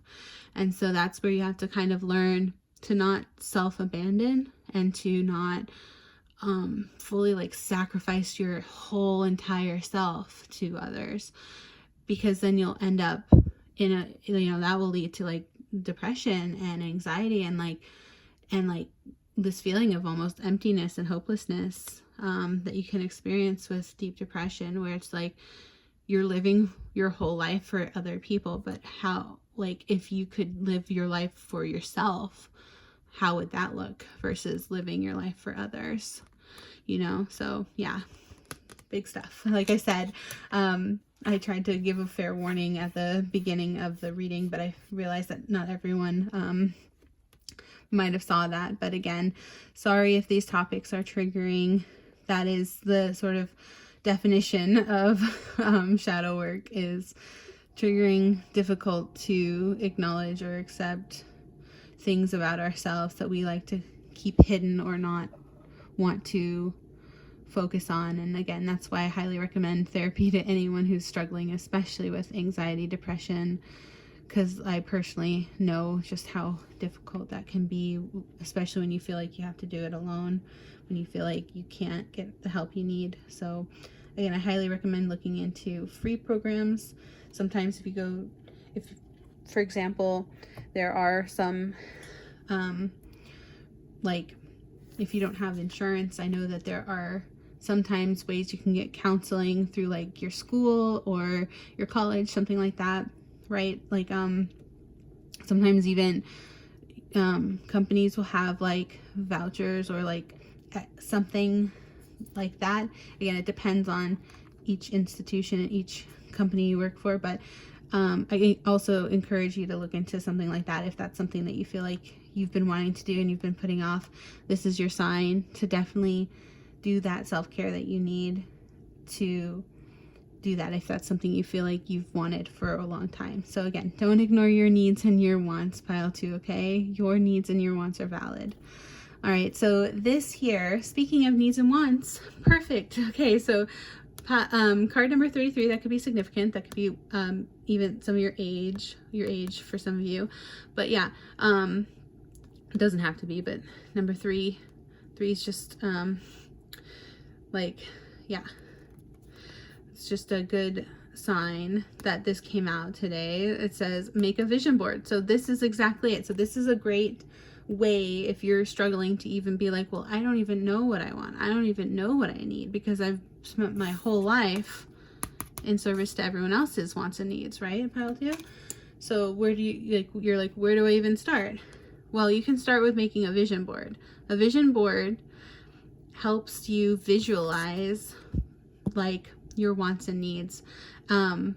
Specifically, usually it's more like your wants, but you know, some of that can be your spiritual needs. And yeah, so basically, as you can see, she's got like this little vision board of for example, she's like, oh, I want to do more yoga, I want to, you know, maybe something about like traveling, spending more time with friends, you know, hanging out, going to a club, like as in like joining a club that's in my creative interest, like pursuing my creativity, that kind of thing.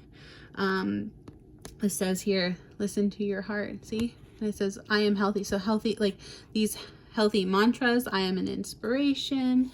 So yeah, giving yourself positive messages here. So yeah, that's basically what a vision board is you get like you can do it online, like a digital form. You can like do it in Photoshop or some other editing program.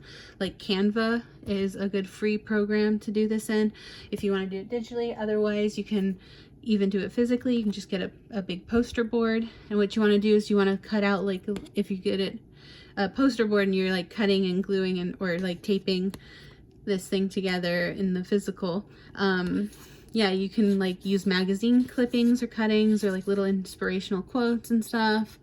And what you want to do is you want to look for like things that like inspire you, right? Like she's got like, oh, I like this makeup. Maybe I'll spend a day to like do this makeup look or something, right? Yeah. So this is like maybe, you know, like, oh, I want to do more art. I want to make more art. Something like that, right? So just like finding little images that like represent the meaning behind what it is that you want or need, especially like things that you aspire to, right? So that's the idea behind a vision board. I hope that explanation made sense. Again, you can just Google what is a vision board, and there's going to be a million different things that come up about teaching you how to make your own vision board. But that's the general idea behind a vision board, is to like put together like a little bit of like a collage of all the things that you would like, your hopes and dreams and goals. And it doesn't have to be like the sky's the limit, right? It doesn't have to be quote unquote realistic. It can literally just be like in your dream world, right? What is your ideal life? What would that look like?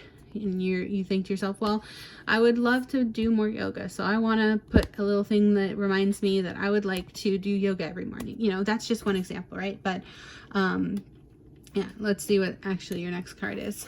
But yeah, for example, oh, okay, this is the pleasure card. So yeah, things that bring you joy and pleasure, right? And by the way, just a disclaimer again, I said this in my other reading pile one, but all my readings are 18 plus, so just so you know. But yeah, this could mean any form of pleasure, but obviously this picture is depicting physical pleasure.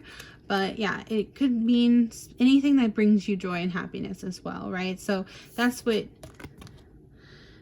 your vision board is about, is like things, goals, things, aspirations, things that will make you your soul happy, right? Your heart and soul happy. Or it could be something, even like something that could make your inner child feel happy. Like maybe, for example, another example from my personal life, I'm sharing so much with you, pile 2 right now, but for off the top of my head, you know, maybe it's something silly, like you feel like, oh, I've always wanted to make a Build-A-Bear, not sponsored, but if you ever wanted to make like a Build-A-Bear, but you always felt like, oh, well, I'm too old, I can't do that, that's for kids, you know. But maybe it's not, maybe it's actually okay, and they actually let anyone of any age go and build a Build-A-Bear if you wanted to do that, you know. That's just one small example, but it's like anything that you might deem childish, right? We've talked about that, the whole like, don't deny your inner child, the things that maybe you were denied in your actual childhood. Reparent yourself. Part of reparenting yourself is allowing yourself to enjoy the things that you missed out on in your childhood, you know. Again, especially as long as you're not hurting anybody, there's nothing wrong or shameful about like enjoying things that you once enjoyed when you were a kid. Like a lot of us felt like we had to give up the things we loved from our childhood too soon. We had to grow up too fast. So like, for example, I personally loved Barbies growing up, but at one point in my childhood, I had to give like all my Barbies away because I was, you know, I was told that I'm too old for them and I need to, you know, pass them over to my younger cousins. And I always regretted that, and always felt like I was kind of, you know, almost convinced to give up this thing that I wasn't ready to give up. And so now as an adult, I've started to let myself enjoy dolls again, because it was something that was a huge hobby of mine when I was a child. Or like, for example, coloring, you know, adult coloring books exist now, and now they're more mainstream. But back in the day, nobody used to hear of like, what is an adult coloring book? But now it's like, it's more encouraged to be like, you can, if you want to use, you know, adult coloring as like a form of like healthy, you know, emotional regulation, that is something you could look into too, is getting yourself an adult coloring book and a set of colors, and, you know, whatever medium you like, markers, they have gel pens, or like, you know, you could use crayons, but there's all kinds of art supplies, right, you could use to color your coloring book here. So that's something that you could also do that would make you feel just a little more in touch with your inner child. So yeah, again, this was about your shadow, but it's, this reading almost turned to like, your shadow is trying to tell you that you have to treat yourself kinder, and you have to, you know, like, yeah, look at your inner child too, and reparent yourself a little, and like, be kind and gentle on yourself, because I think it's easy for you, pal, to be a little hard on yourself. That's what I'm getting from this reading so far. But it does say, this one says, homeward, take yourself out on a date. Yeah, exactly. Like, give yourself some pleasure, give yourself some love. Like all of life isn't just all doom and gloom sometimes. Like, you can let yourself enjoy things, right? Let people enjoy things, you know, like, yeah, including yourself. Let yourself, you know, enjoy a nice little coffee. Maybe, I mean, it's fall right now, so if you're into pumpkin spice lattes, maybe get yourself one of those. You don't have to, obviously, but if you like them, you know, don't deny yourself them because other people think they're cringe or something. You know what I mean? Like, that's just another example. But like, yeah. Oh, by the way, I'm sorry. I'm going to tilt the camera because I'm realizing this is too high. All right, I'm running out of time here. Let me speed this up. So, okay, so we have this last card that says, storm, every hurricane comes to an end. Yeah, so see, she's almost like, when I first saw this card, it looks like she's almost like dancing in the rain. She's not quite, but she's certainly holding on to that crown, right? Her high priestess crown. The emperor energy, emperor crown. So yeah. Basically, I just heard the whole, after the rain comes a rainbow, right? So yeah, try to remind yourself that through this process, like, again, especially shadow work, especially if you are currently in therapy and working on yourself, just showing up for yourself in that way is such a big accomplishment that so many people don't even get to that point. They're too much in their ego, and their ego won't let them even show up in that way for themselves, right? To try to heal those parts that they feel are broken, or you know, that need fixing, right? And I just want to remind you that none of us are broken or need to be fixed. The idea is that we actually just want to feel more whole in ourselves and more like ourselves, and to come home to ourselves, right? The word homeward here came out. So yeah, just a reminder to like, be gentle on yourself, pile 2. And yeah, just know that you are so lovely, it seems, and you are loved, okay? People love you, and I feel like you need a reminder to remind yourself that you are loved, and yeah, to embrace that. So it says, let's see, let me read what your little thing has to say here in the Disney Villain Decks, by the way. It says, the Emperor. So it says, Shere Khan, that's his name. Shere Khan, like the Emperor, is a powerful, composed ruler who commands authority and respect. In the upright, he values order and structure and is determined to protect the jungle by keeping man out of it. The Emperor Tarot card is a reminder to make decisions with everyone's best interest in mind. Whether or not you're the fearsome ruler of the jungle, you can set an example for others by being responsible and taking your duty seriously. Yeah, so being also taking responsibility is also part of, you know, integrating your shadow side by acknowledging that you do have responsibilities. Like, so again, maybe you do tend to have this tendency of being, like, again, more frivolous, more childlike, and sort of neglecting your responsibilities, pile 2. So that could be a factor here as well. So it's all about trying to balance it, right? The yin yang energy. So it says, reverse, the Emperor warns against becoming too rigid in your views and advises you to keep an open mind. Shere Khan's experiences with man caused him to fear and despise all humans. Yeah. And this extreme rigidity hardened his heart. He loses his friends and becomes feared by all of the jungle. Oh, yeah, that's sad. The lone wolf, right? The tiger. The Emperor reversed is a sign that thinking in terms of absolutes, yeah, like black and white thinking, this absolute, sorry, there you go, won't serve you well. Stay flexible and remember there are exceptions to every rule. Yes, exactly. So flexibility is not a bad thing. To be able to adapt is incredibly important, and it's something that we all actually need to learn how to do in this life and beyond, you know. So yeah, that's a good message. So then you also have the Magician. It says magician is a figure with limitless raw talent and creativity. Like the magician, smooth talking Dr. Facilier is a flashy conjurer and powerful sorcerer who stops at nothing to achieve his goals. Upright, the inspiration is everywhere. You're feeling creative, unstoppable, and ready to conjure up your wildest dreams. Embrace the creative impulses that come over you with flair, because now's your time to shine. Seize the moment. The Magician Tarot card indicates it's time to harness your potential and put your hidden powers to good use. And in the reverse, though, it says, skilled at sleight of hand and trickery, the ambitious shadow man, Dr. Facilier, will do anything for power and riches. But the magician, when reversed, advises you to resist the urge to turn ungrateful princes into frogs. Interesting, yeah.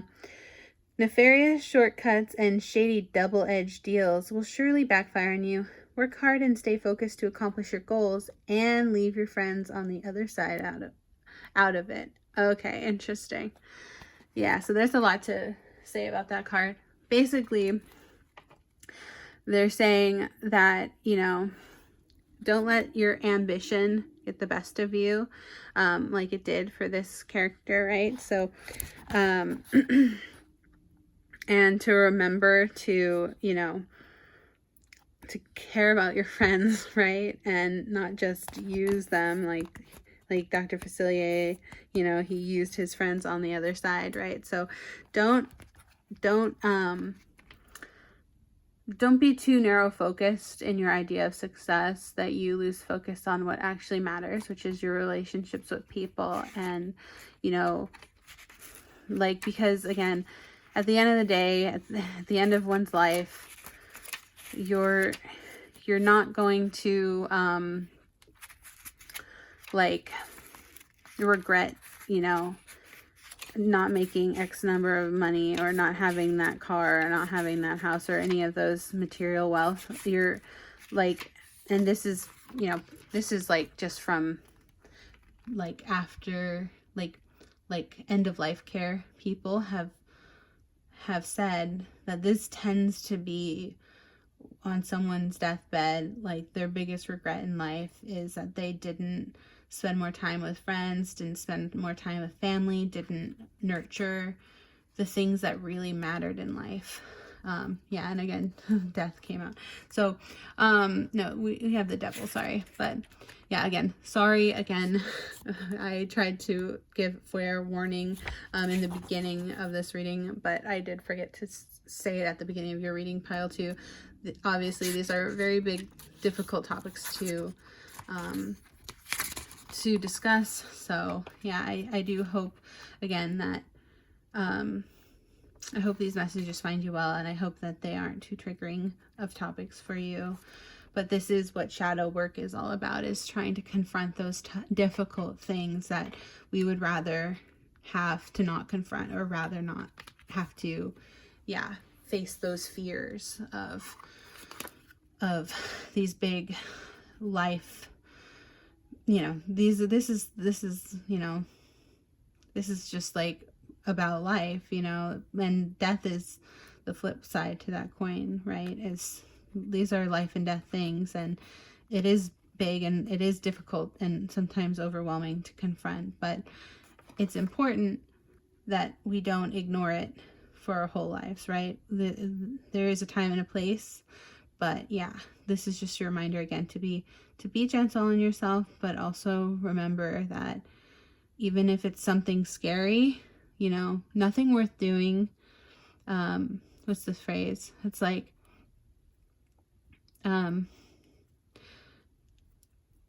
well, one of the phrases is like, about fear is like, no one tells you that, bravery feels like fear.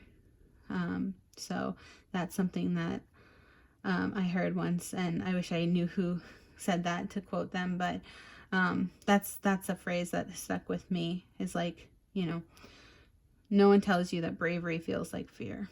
Yeah. So all right, and speaking of fear, let's read the last one for you in this deck, the Devil. It says, the powerful, mysterious Chernabog. Oh, that's who it is, from the oh, what was that? Fantasia, I think. Chernabog exerts a potential influence over his dancing minions, who are content with their fate as they're thrown into the volcanic fire of Bald Mountain. The Devil Tarot card represents vice and destructive behaviors that remind us that, like Chernabog's minions, you have a choice whether or not to participate in them.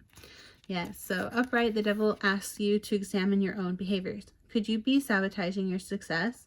Yeah, exactly. If you're feeling tempted to overindulge in vice, the Devil is a reminder to consider the potential consequences of your actions. Chernabog summons his minions with dazzling displays of power, but their allegiance proves to be their downfall as he tosses them into the fiery mountain. Learn a lesson from them. Be discerning, and don't let yourself be deceived by empty promises or distracted by instant gratification. Yes, okay. And then in the reverse, this could be what you're doing with your shadow here. It says, the Devil reverse indicates you're freeing yourself from a situation or behavior of patterns that's been holding you back. Okay, good. So yeah, this is something that, you know, you're trying to work on. I can see pile 2. So again, I just want to give you your kudos there. You are clearly, just for clicking on this video, you are trying to learn and integrate your shadow and do the hard work of the shadow work here, which is very commendable. Unlike, you know, these other minions, right, who were thrown into the fire, you're trying to not be thrown into the fire, right? So it says, yeah, so you're freeing yourself from a situation or behavior pattern that's been holding you back. The chaos is over, and Chernabog is being sealed back in the mountain for good this time. Cut the cords of old attachments that are no longer good for you and step into the future feeling hopeful and unencumbered. It's natural to be apprehensive about letting go of what's familiar, but the Devil, when reversed, is a positive sign that you're doing the right thing. Yeah, okay, good. So yeah, definitely learning to use discernment, as it said, is part of shadow work as well. And yeah, just having the awareness from taking things from your unconscious to your conscious, it's a whole process. And so yeah, again, I just want to commend you, pile 2, for doing the hard work, being here today, listening to these admittedly very difficult topics of discussion, and yeah, being brave, having that bravery and strength to, you know, look your fears in the eye and not back down from that. So yeah, so food for thought there. But yeah, I hope you liked this reading, pile 2. If you did, please give it a big thumbs up. That's all the time I have for today. But yeah, I enjoyed reading your cards today, pile 2, and I hope you got some good messages from them. I hope you got something good to take away from this today.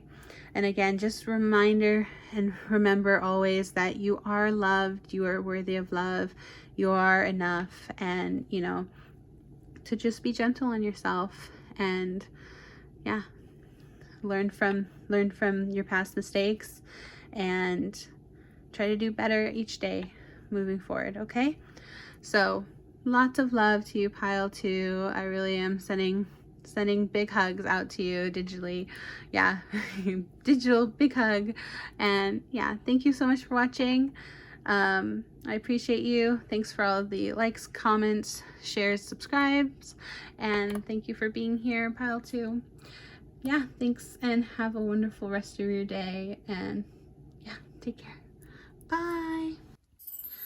Hi, pile number 3. If you chose this star-shaped onyx here, this little onyx crystal star shape, as well as this cute little pumpkin or jack-o'-lantern, pumpkin pie scented candle.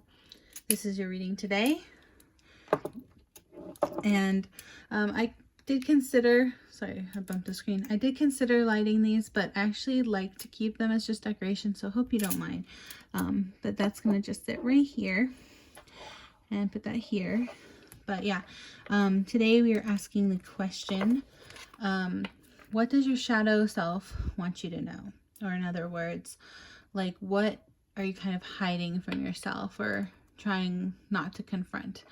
Just a fair warning, at the beginning of this reading, I'm trying to remember to tell everyone that this is actually going to be quite a heavy topic. So if you don't feel up for it emotionally right now, I suggest maybe taking a break, pausing, coming back to this at a later point, or yeah, just you know, practice discernment.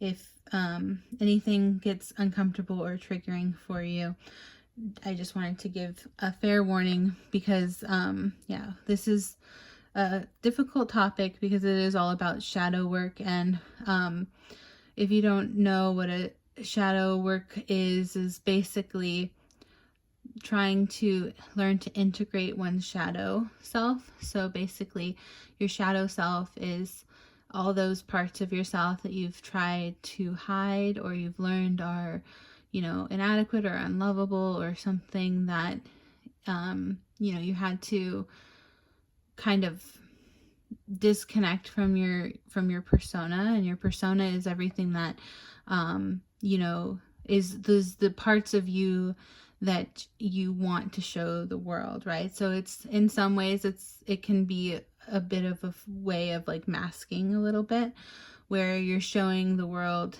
you know, how they say, you know, it's okay to put your best foot forward, right? We all do this, by the way. It's not something that only some of us do. This is something that every human being, this is a universal human experience, is to try to, you know, fit in with society, try to you know, like, be, you know, you show up in the world kind of as, you know, you show the parts of yourself that you want other people to see you as, right? So, but the flip side of that, or the reverse side of that, is your shadow side, where that's sort of the parts of yourself that you're a bit ashamed of, or that you struggle with accepting within yourself. And so it's not always a bad thing. It's different and individual for each person. Each individual has, you know, a different combination of, like, for example, someone who's really extroverted might struggle with, you know, balancing that with some, you know, some needs for alone time, and some things that would be considered like introversion, right? And on the flip side, someone who's really introverted might struggle more with like something like social anxiety and trying to be more social. So it just depends on the individual. So that's why this is something that's highly personal, and like I said, could be triggering for some people. So just wanted to put that out there before we get into your cards today, pile 3.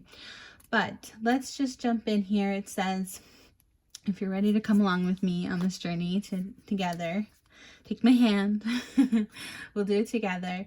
Yeah, so you had today, you picked the Nightmare Before Christmas tarot as well. So, and you actually got 2 Beast Spirit cards. So let's look at what these say. Actually, I'm going to start with the Beast cards. That's right. So these are the Beast Soul Oracle cards. They're basically, I'm basically using these as like, what is your personality? So, hey, it says unique unicorns. It says resilient, creative, and uniqueness.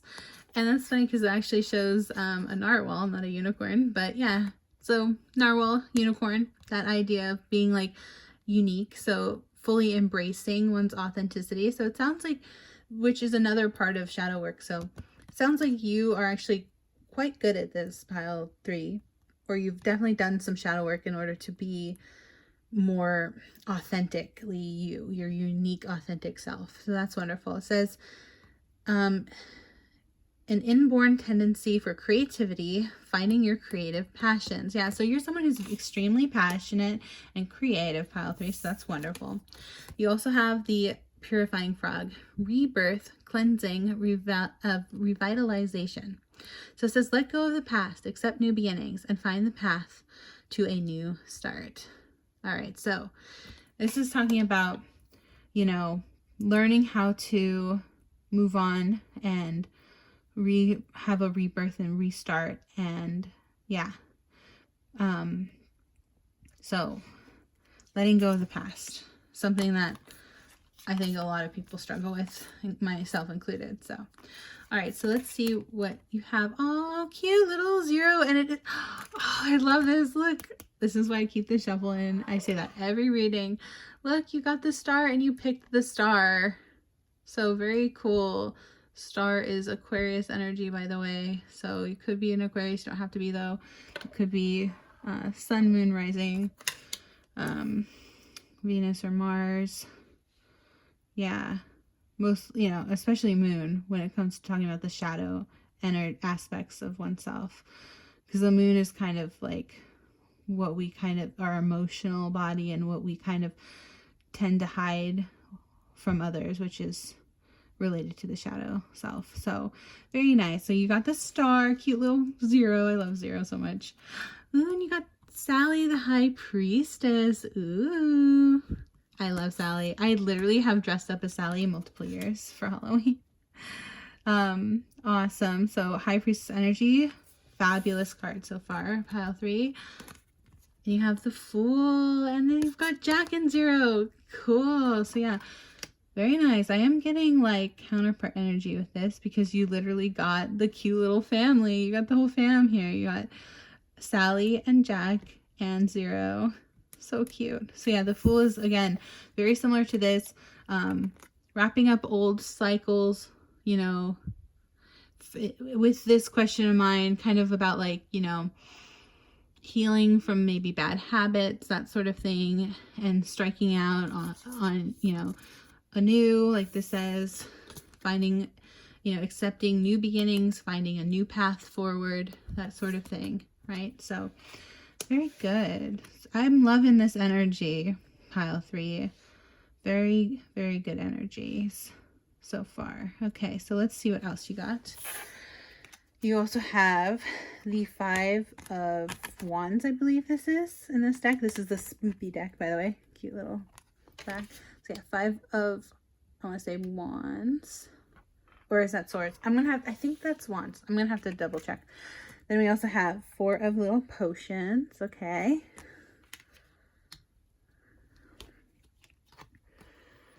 Ooh. Okay. You have the Ace of Skulls, is that? Okay. Or maybe that's bones, and these might all be bones. I'm not sure. I'm gonna have to look this up. This is the new deck, and I'm not very familiar with this one. But then you also have the 6 of, I think this is Wands energy. Like, yeah, because like creativity and uniqueness. Yeah, so your creativity came out here, so I'm gonna guess that the bones are Wands. And if that's true, you got Ace of Wands as well. So, and again, I'm definitely picking up that vibe from this deck. Pile 3 you seem to be like a very creative type individual, someone who's got good ideas, who's very, moving forward. This leap of faith is another way to describe the Fool card here. So you're very good at that, leaping into the unknown, jumping head first. Maybe sometimes without a parachute, right? Pile 3. But you're like, well, it's never stopped me before. Okay, so yeah, good energy here. Oh, I'm realizing I can't fit all of this on. Let me see, how am I gonna do this? Yeah, we can scooch everything like that. All right, but let's keep looking at your cards. Pile 3. What else do you have here? Now we have the Sacred Self-Care Oracle. Yes, again, another creativity card. You got so much stuff about creativity. The Unionicorn said the word creativity here.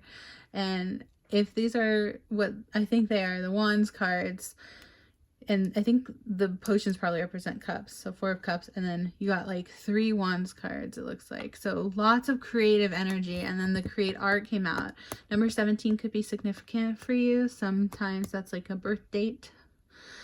You could be born on the 17th, but not all, some of you. But yeah, this just says your shadow side wants to tell you to continue to do what you're doing, in a way, to continue on this path of creativity.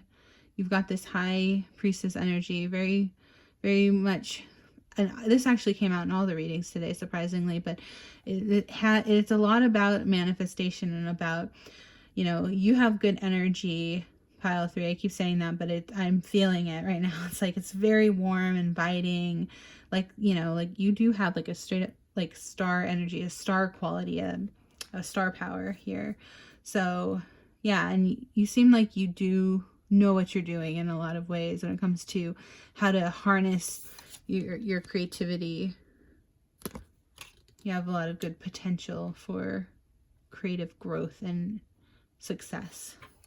Yeah, especially with the Ace of Wands here. So it says you could also make an altar as a suggestion. So maybe your shadow side is trying to say that you're really good at the 3D here. You're really good at manifesting things from the 5D to the 3D. You're really good at creating and having those ideas flow through you and pour into you, and you are really good at knowing how to turn those creative ideas into something in the real world, which is a huge, amazing skill. It cannot be understated how difficult that is, because as a fellow creative, I know exactly how hard that is. It's easier said than done, for sure, to like make something out of nothing. It really is like a form of manifestation. And so, but what this is saying is that possibly you're so good at doing all this stuff in the 3D that you might, in a way, neglect your 5D, as in like maybe there's something like connecting to your spirituality is what I'm getting from this card, the making an altar, like having a little bit more balance, trying to have like more of a yin yang energy to like, you're really, really powerful and successful, it seems like, in the 3D, Pile 3, like you're killing it seems like with these cards. It seems like you're really going places and you're accomplishing everything, but you are spending a lot of time focused on everything external from yourself, right? And when it comes to shadow work, it's all has to be internal work, right? You have to turn it inward and have to like analyze, well, what does it all mean, right? Like I can do all these great, amazing things, but what does it mean? Like that's what your shadow self is wanting you to look at a little bit, is just to like hold a little bit of a mirror up to yourself and go, okay, but what does that mean for like my spirit, my soul? And I know that can be scary to confront, especially if some of us, there are people who don't believe we have a soul or a spirit. And again, that I don't mean any disrespect to those who don't believe in that, but that's sort of what a channel like this is all about, is is trying to connect with one's spirituality and try to integrate, you know, the 3D and the 5D. So another way to say that would be like trying to have more awareness of your subconscious. So for example, a good way to do that, if you're new to a spiritual practice, one easy spiritual practice to do is just to try to pay attention to your actual dreams. And you can do that by starting a dream journal. And, you know, it doesn't have to be a lot written each day. You could literally just open up a Google Doc, right? And type out whatever you can type, whatever you can remember from your dream. And then like what I like to do is date it, you know, but you can, you know, make a process for yourself, right?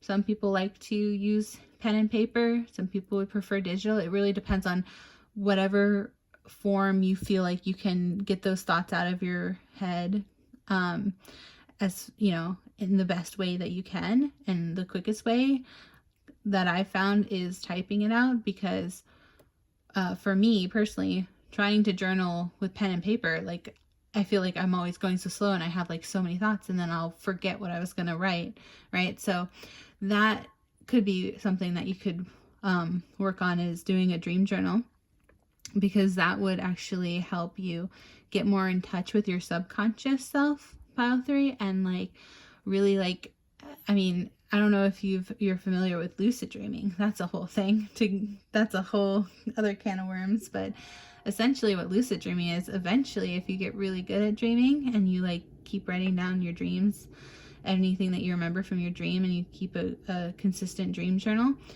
it supposedly helps you actually even have like more lucid dreams or more vivid dreams, and you'll end up starting to remember more of your dreams. And then you can even potentially start to, if you learn how to become lucid in your dream, and all these things will help with learning and building that skill of becoming lucid in your dream, you'll actually start to realize that if you've never had a lucid dream before, pile 3, it actually is really intense to have your first lucid dream, because you'll end up realizing that you're like, oh my gosh, this feels more solid. Like you think that dreams are like this ethereal, fuzzy, blurry thing, right?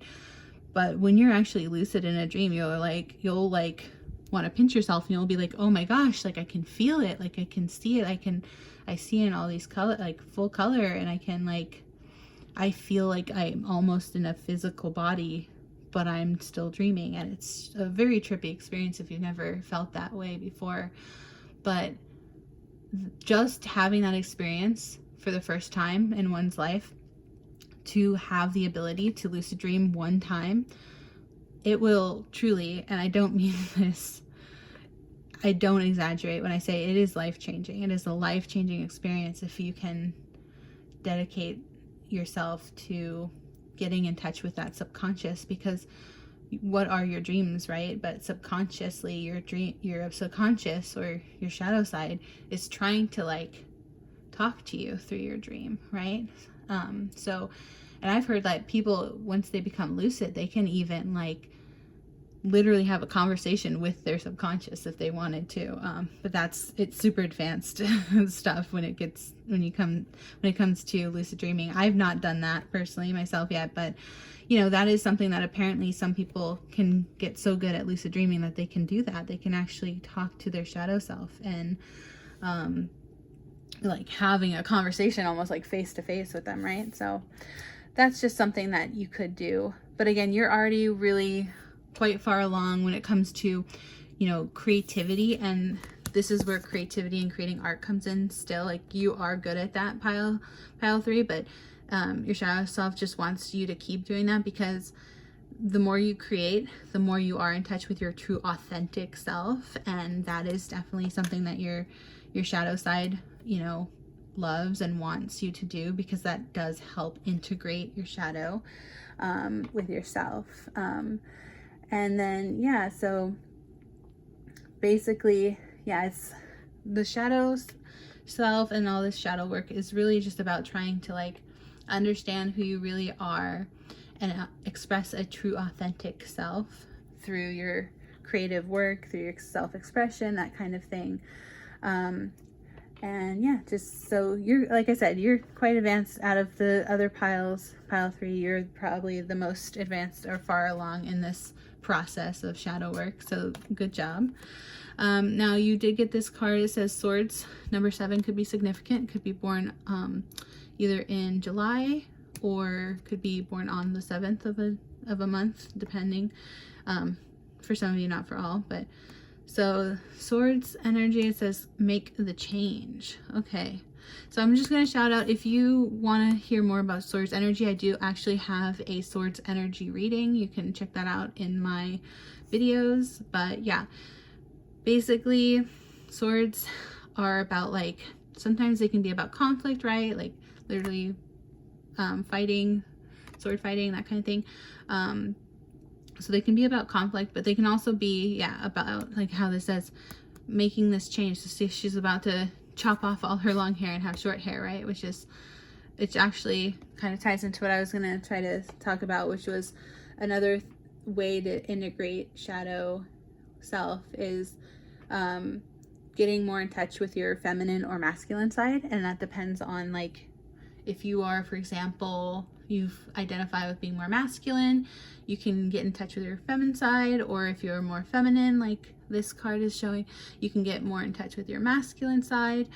And yeah, it's about trying to balance the two energies, because all of us have both masculine and feminine energy within ourselves. And so, you know, and yeah, so it's just about learning to balance those qualities that we in society attribute to one, like, gender or another. And it's not even necessarily about gender, because you can, you know, you can identify as non-binary, or you can identify however you like to identify. You can identify as femme even if you are, you know,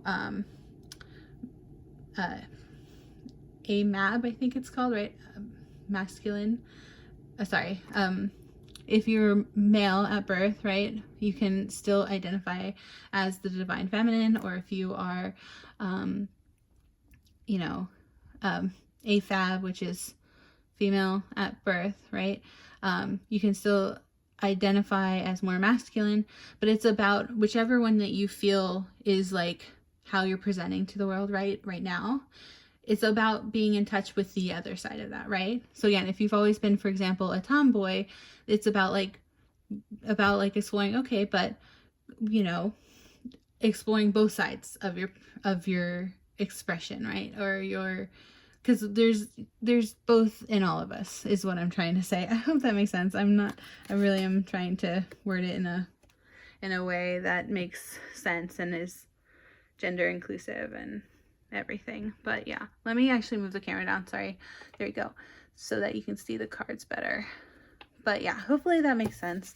So yeah, that's within shadow work, within psychology, it's called the anima, which is like the feminine side of masculinity, or like your masculine presentation. Getting in touch with your feminine side is called the anima. And then it's called the animus if you are more feminine presenting and getting in touch with your masculine side. So yeah, just wanted to throw that out there for anyone who's wanting to explore that. And we also have this final card that says number 32 could be significant for some of you. And it says escapist, come home to yourself. Okay, interesting. Yeah, pile number 2 actually had something very similar about coming home to oneself. So yeah, which is perfect for the question we're asking today about shadow work, because it is all about, like I said, integrating. It's about integrating your whole self, and not, like, kind of ignoring or repressing those parts of yourself that feel scary to you, or too hard to confront, or too, like, you know, you may describe it as, like, people have maybe told you, like, oh, you know, that's too weird, or that's too, you know, again, if you're you're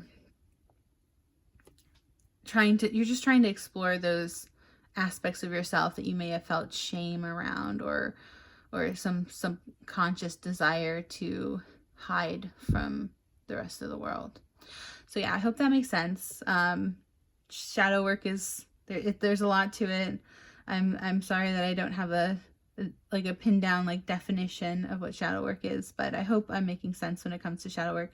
And again, you can always check out the videos that I watched for this video today, because like I said in the other readings, I'm still personally working through my own shadow work, and it's something that I feel like is a job that, you know, almost it never really is done. Like, it's something that we're always going to be exploring, and that's why Halloween time is such a great time, you know, when the veil is thin, to try to explore these sorts of, you know, spooky, scary things, even things that are within ourselves that we would normally hide away, right? Like, that's what like dressing up in costumes is, right? Like, you admire a character and there's something about that character that speaks to you, but like, you, for example, would normally not dress up like I said, I wouldn't dress up like Sally every day, but there's something that I resonate.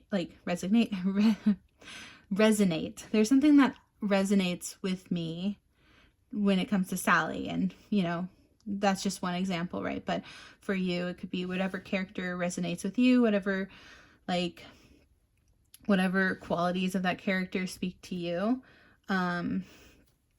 is sort of like part of exploring that. And that's why I think the tradition, like the Halloween tradition of like dressing up and like wearing a costume for one night of the year, like I've heard it being said that like when people celebrate Halloween and they wear a costume, that's actually them sort of expressing their most deepest, truest selves by putting on this character that they normally would want to not portray themselves as, right? But for one night a year, everyone has the permission to portray themselves as whoever they want to portray themselves as.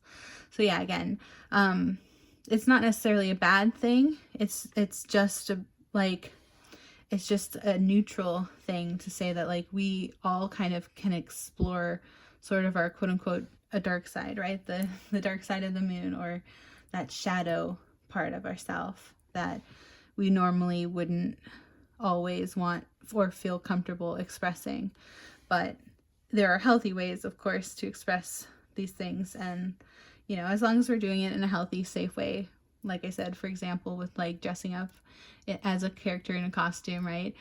As long as we're not, you know, obviously not actually doing any crimes or anything like that, as long as we are actually, you know, respecting everybody and being safe, then there are healthy ways to express those sort of desires to like portray ourselves as maybe, you know, for example, like a Disney villain, for example, you know what I mean? Like, we can like kind of relate to some of those qualities in that character, and there's a healthy way to express that, right?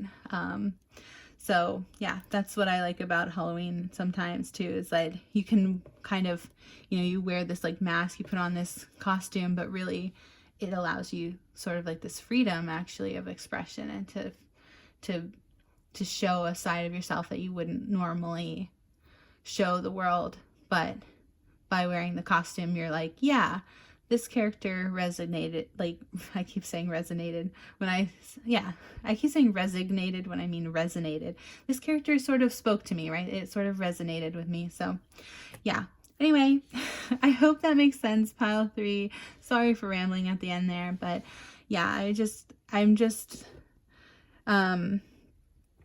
trying to summarize that. Yeah, it looks like you're already well on your way to doing some great shadow work. You've already been working on yourself in a lot of ways. You really do know how to harness this imagination and creativity. Like I said, I saw creativity come out so many times in your reading. So yeah, just keep doing that, pile 3, okay? Keeping your wonderful, amazing, creative self. Remember that you are so loved and appreciated in this world, especially for your beautiful, wonderful gifts. Thank you for sharing them, especially if you are a fellow creative. Thank you for sharing your gifts with the world. It's much appreciated and needed at this time. So yeah, keep being creative and inspiring others, and yeah, but don't forget to, you know, make that time for yourself to really explore. And this can be just a private practice, right? It's something that you don't necessarily have to show the world. Like, that's the thing about shadow work. It's like, it can just be for you. It can just be for like confronting like those things that you sometimes maybe don't want to think about. But like, again, thinking about like, why did I dream that dream and what does it mean, you know? Something like that. So yeah, but that's going to be a reading. Pile 3. I'm over time. I got to get going. But thank you so much for being here. Thank you for letting me read your cards for you today. I really appreciate you. Thanks again. I just want to put it out there that even just coming to this reading today and being willing to like listen to what your shadow self has to say is already a good step forward to learning how to like confront, you know, those quote unquote demons, right, that we like to kind of hide from the rest of the world. So yeah, just having that self-awareness and being willing to look in the mirror and being willing to see ourselves for our true, authentic, full selves is commendable. So again, thanks for being here, Pile 3, and thank you for listening to my reading today. If you liked this reading or got anything from it, it would mean so much to me to have a like. If you could leave a like or share, comment, subscribe, all that good stuff, that would really help me out with the algorithm and let me know that, you know, you want more readings like this and that I did a good job and that I made that this reading made sense for you and that you liked it. So yeah, thank you so much, Pile 3, and I hope you have a beautiful, wonderful, magical rest of your day, and I hope to see you in the next reading. Thanks, Pile 3. Take care. Bye. Hi.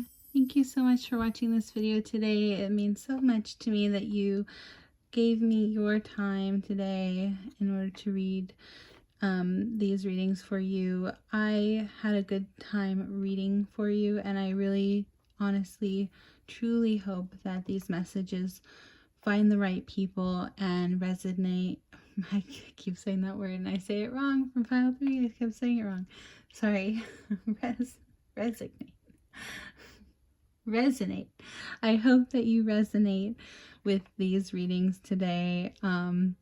Yeah, thanks again for letting me read for you, and I'm just so honored that you would choose to spend your time with me, and especially on such a difficult topic that is shadow work. It's very hard to confront. Even just being here, I want to remind you again, just clicking on the video and being willing to confront these difficult topics is already a good step forward when it comes to doing your shadow work, your internal shadow work. So yeah, I just want to commend you for that, and good job. And yeah, thank you so much for being here though. I hope you enjoyed your reading, and if you did, please don't forget to hit the thumbs up button, like, share, comment, subscribe, all of that good stuff.